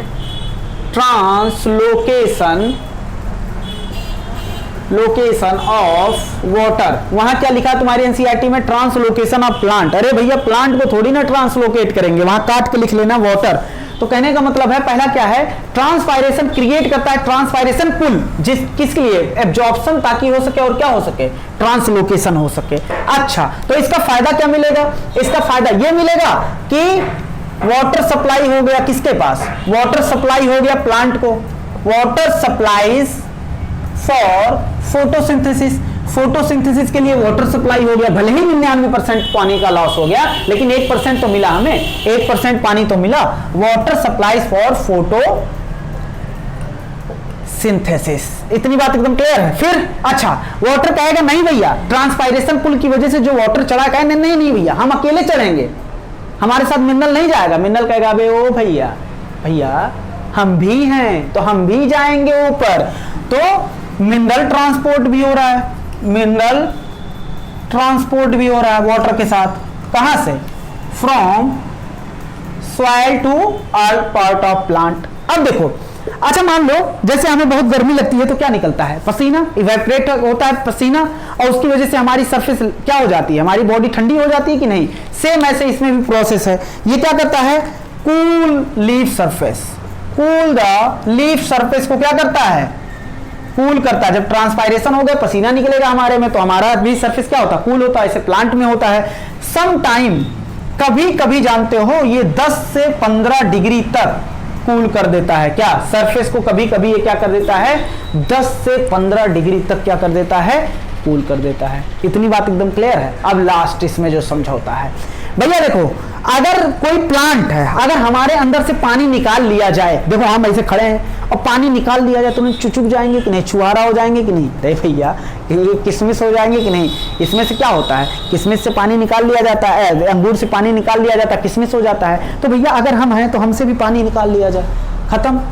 तो इसमें जो होता है, पानी गया, पानी ट्रांसपायरेशन हुआ तो ऊपर पानी गया, मतलब प्लांट को भी पानी मिला, तो प्लांट को पानी मिला मतलब सेल में पानी गया होगा, सेल में पानी गया होगा तो सेल टर्जिट हुआ होगा, सेल टर्जिट हुआ मतलब प्लांट का एक शेप पूरा डिसाइड हुआ है। तो पांचवा देखो, पांचवा एनसीईआरटी में देखो क्या लिखा है, पांचवा लिखा है मेंटेन द शेप, शेप को मेंटेन करता है, मेंटेन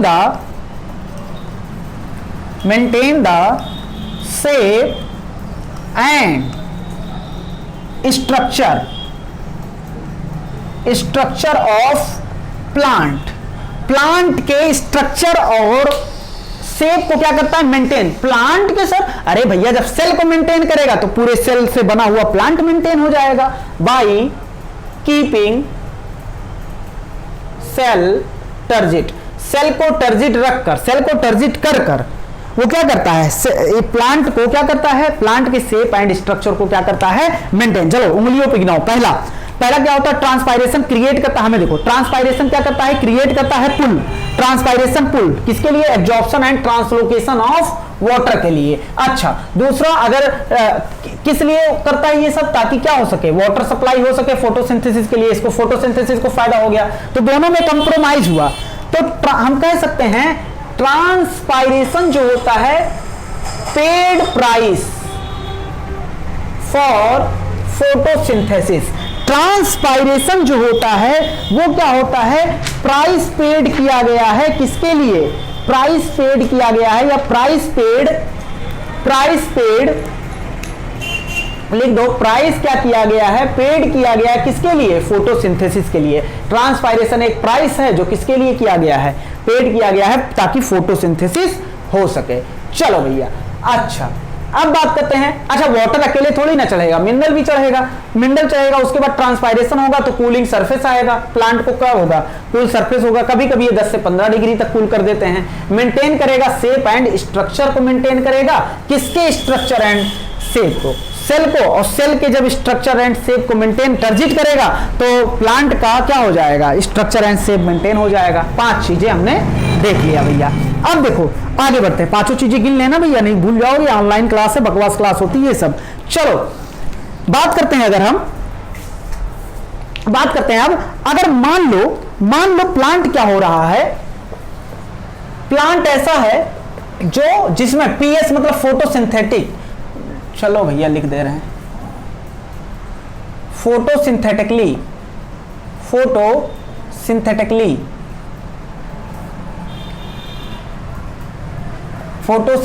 क्या है, एक्टिव है, मतलब बहुत तेजी से फोटोसिंथेसिस कर रहा है, तो उसमें पानी की अच्छी खासी कमी हो जाएगी कि नहीं हो जाएगी, उसको पानी की, अगर भैया वो फोटोसिंथेटिकली एक्टिव है, मतलब क्या कर रहा है, एक्टिवली फोटोसिंथेसाइजिंग प्लांट है, मतलब बहुत तेजी से क्या कर रहा है, फोटोसिंथेसिस कर रहा है, तो उसको क्या लिखा हमारी एनसीईआरटी में, इनसेसिएबल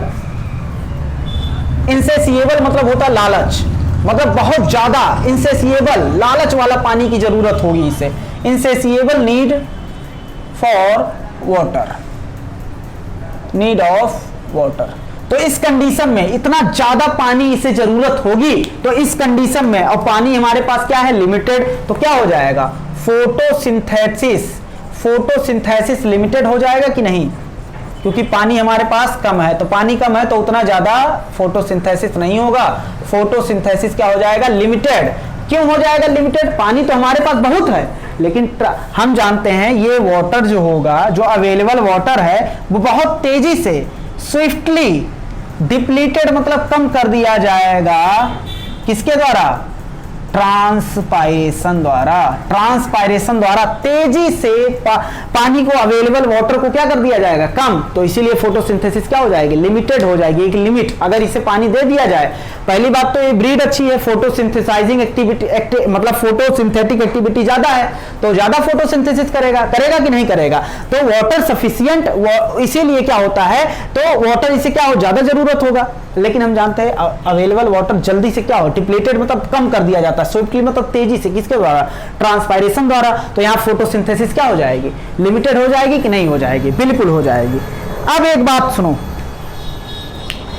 सुनो हमसे, ये जो रेन फॉरेस्ट प्लांट होते हैं, कैसे प्लांट होते हैं, रेन फॉरेस्ट जो होता है बहुत घना जंगल होता है। क्या होता है, ये देखो हम तुम्हारे सामने देख दे रहे हैं, बहुत घना जंगल है। सुनो भैया, तो रेन फॉरेस्ट में जो होता है, यहां क्या होता है, ह्यूमिडिटी ज्यादा होता है। क्या होता है, ह्यूमिडिटी मतलब नमीपन क्या होता है, ज्यादा होता है। अब पूछ ले क्यों ज्यादा होता है नमीपन रेन फॉरेस्ट वाले प्लांट में, क्योंकि ये घना जंगल है। तो ह्यूमिडिटी ज्यादा क्यों होता है, क्योंकि इसमें बहुत बड़े पैमाने पे, वास्ट बड़े पैमाने पे वाटर साइक्लिंग होता है। सही का होता है, सब रटा रहे हैं क्या, नहीं भैया सुनो, वाटर साइक्लिंग मतलब वाटर कहां गया, सॉइल से कहां गया, वाटर सॉइल से कहां गया भैया, रूट में गया, रूट से कहां गया, लीफ, और लीफ से हुआ ट्रांसपायरेशन। तो ट्रांसपायरेशन से कहां गया, एटमॉस्फेयर में, कहां गया, एटमॉस्फेयर में गया। और एटमॉस्फेयर से जानते हो ये पानी ऊपर नहीं जा पाते भाप के फॉर्म में, फिर ये पानी कहां आ जाते हैं, नीचे सॉइल में आ जाते हैं। क्यों, क्योंकि यहां से निकलने की उतनी जगह नहीं है, और निकलते भी हैं तो कम वाटर निकलते हैं। तो ट्रांसपायरेशन द्वारा जो पानी है ना, वो बाहर, खुला जंगल रहता तो बाहर निकल जाता, ऊपर उड़ जाता एटमॉस्फेयर में, लेकिन यहां ये फिर क्या हो जाते हैं, फिर सॉइल में आ जाते हैं। फिर साइक्लिंग देखो, सॉइल से रूट, रूट से लीफ, फिर ऐसे साइक्लिंग चलती रहेगी। तो यहाँ नमी ज्यादा रहेगा कि नहीं रहेगा, और नमी ज्यादा रहेगा तो ट्रांसपायरेशन कम होगा कि नहीं होगा। तो कैनोपी मतलब छज्जे वाले प्लांट में भी ऐसे होता है। छज्जे वाले जो प्लांट होते हैं वो भी क्या होता है, वहां क्या होता है, ऊपर ट्रांसपायरेशन हुआ, ऊपर पानी नहीं जा पाया, तो यहाँ क्या हुआ, नमी ज्यादा, यहाँ ह्यूमिडिटी ज्यादा रहेगी, तो ट्रांसपायरेशन क्या होगा, कम होगा। तो कैनोपी वाले प्लांट में सेम यही कॉन्सेप्ट लगेगा। इतनी बात एकदम क्लियर है। हमने बताया रेन फॉरेस्ट वाले प्लांट में ह्यूमिडिटी क्या होती है, ज्यादा होती है। क्यों, क्योंकि यहाँ पर क्या होता है, वास्ट, बहुत बड़े पैमाने पे वाटर की साइक्लिंग होती है, बार बार वाटर की साइक्लिंग, सॉइल से रूट, रूट से लीफ, फिर लीफ से, और वैसे क्या होता था, ऊपर उड़ गया, एटमॉस्फेयर में उड़ गया। लेकिन एटमॉस्फेयर में आने के बाद, एटमॉस्फेयर इसका यहाँ देखो ऊपर नहीं जा पाया, तो यहाँ क्या हो गया फिर। इतनी बात एकदम क्लियर है। चलो अब लास्ट बात इस टॉपिक में, आज के लेक्चर में लास्ट बात करेंगे, 2 मिनट का बात है, देखना। ये बात हालांकि बाद में पढ़ाते तो ज्यादा बढ़िया रहता, लेकिन चलो देख लो। बताओ, फोटोसिंथेटिकली एक्टिव जो प्लांट होते हैं उन्हें बहुत ज्यादा वाटर की जरूरत होती है कि नहीं होती है, और वाटर, अवेलेबल वाटर है, वो तेजी से किसके द्वारा, ट्रांसपायरेशन द्वारा लॉस हो जाएगा। तो वहां फोटोसिंथेसिस क्या हो जाएगी, लिमिटेड हो जाएगी कि नहीं, कम हो जाएगी कि नहीं हो जाएगी फोटोसिंथेसिस। अच्छा, हमने बताया रेन फॉरेस्ट जो प्लांट होते हैं उसमें क्या होता है, रेन फॉरेस्ट प्लांट में ह्यूमिडिटी ज्यादा होती है। क्यों, क्योंकि वहां पर बड़े पैमाने पे वाटर की रिसाइकलिंग होती है। बड़े पैमाने पे क्या होती है, वाटर की क्या होती है, रिसाइकलिंग होती है। उसके बाद जो होता है, वाटर जो होता है सॉइल से कहा जाता है रूट, रूट से लीफ, लीफ से फिर एटमॉस्फेयर, फिर वो सॉइल में चला जाता है, क्योंकि बाहर नहीं निकल पाता। चलो हम बताएंगे, अभी जब फोटोसिंथेसिस पढ़ाएंगे तो फोटोसिंथेसिस जो होता है वो 2 प्लांट में होता है, एक होता है C3 प्लांट, एक होता है C4 प्लांट। फोटोसिंथेसिस में होता क्या है, CO2 प्लस H2O। CO2 का फिक्सेशन होता है किसके साथ, H2O के साथ। CO2 फिक्स कर दिया जाता है H2O के साथ, और क्या बना दिया जाता है, ग्लूकोज। क्या बना दिया जाता है, शुगर, शुगर नहीं, शुगर। तो कहने का मतलब है CO2 फिक्सेशन यहां होता है, CO2 फिक्सेशन होता है, और CO2 फिक्सेशन होकर क्या बनता है भैया, शुगर। और C3 प्लांट है तो क्या इसमें वाटर का लॉस नहीं होगा, इसमें वाटर का लॉस होता है। अच्छा, पहले C3 प्लांट और इसमें एवोल्यूशन हुआ, एवोल्यूशन ज्यादातर अच्छे की तरफ होता है भैया, एवोल्यूशन अच्छे की तरफ होगा। तो एवोल्यूशन हुआ तो C4 प्लांट बना, और C4 प्लांट में भी क्या हुआ, C4 प्लांट में भी CO2 फिक्सेशन हो रहा था। भैया अगर प्लांट है तो CO2 का फिक्सेशन होना ही होना है, फोटोसिंथेसिस होना है। और ये भी बना रहा था शुगर, क्या बना रहा था, शुगर, और इसमें भी वाटर लॉस हो रहा था। तो सर दोनों में अंतर क्या है, दोनों में बहुत बड़ा अंतर है। दोनों में अंतर ये है ना कि CO2, हालांकि C4 plant, C3 plant detail में फोटोसिंथेसिस में पढ़ाएंगे, लेकिन अभी समझ लो CO2 फिक्सेशन जो यहां हो रहा है इसकी तुलना में ये डबल हो रहा है। क्या हो रहा है, ट्वाइस। डबल हो रहा है, 2 गुना हो रहा है। तो बताओ शुगर भी ज्यादा बनेगा इसकी तुलना में कि नहीं? CO2 फिक्सेशन होगा तो क्या बनाएगा? ग्लूकोज। तो यहाँ CO2 फिक्सेशन इसकी तुलना में C3 की तुलना में C4 में CO2 फिक्सेशन डबल हो रहा है, तो यहाँ शुगर की मात्रा क्या होगी? बढ़ेगी। और वाटर लॉस यहाँ हो रहा था, वाटर लॉस अच्छी बात है नहीं, तो वाटर लॉस यहाँ रिड्यूस हो गया, reduce to half. Water loss यहां जो हो रहा था उसकी तुलना में यहां वाटर लॉस क्या हो रहा है? आधा हो रहा है। तो 2 अच्छी बातें हमने देखी C4 प्लांट में। कितनी अच्छी बातें? 2 अच्छी बातें। एक तो CO2 फिक्सेशन डबल हो गया और वाटर लॉस क्या हो गया? आधा। किसकी तुलना में? C3 की तुलना में। ये मत कह देना कि C3 की तुलना में CO2 फिक्सेशन क्या हो गया? आधा हो गया और वाटर लॉस डबल हो गया, ऐसा नहीं, ये गलत बात हो जाएगी। CO2 फिक्सेशन क्या हो गया? डबल, और वाटर लॉस क्या हो गया? आधा। C3 की तुलना में C3 की तुलना में C4 में। इतनी बात एकदम क्लियर है। अब आगे लेक्चर कल बात करते हैं। धन्यवाद।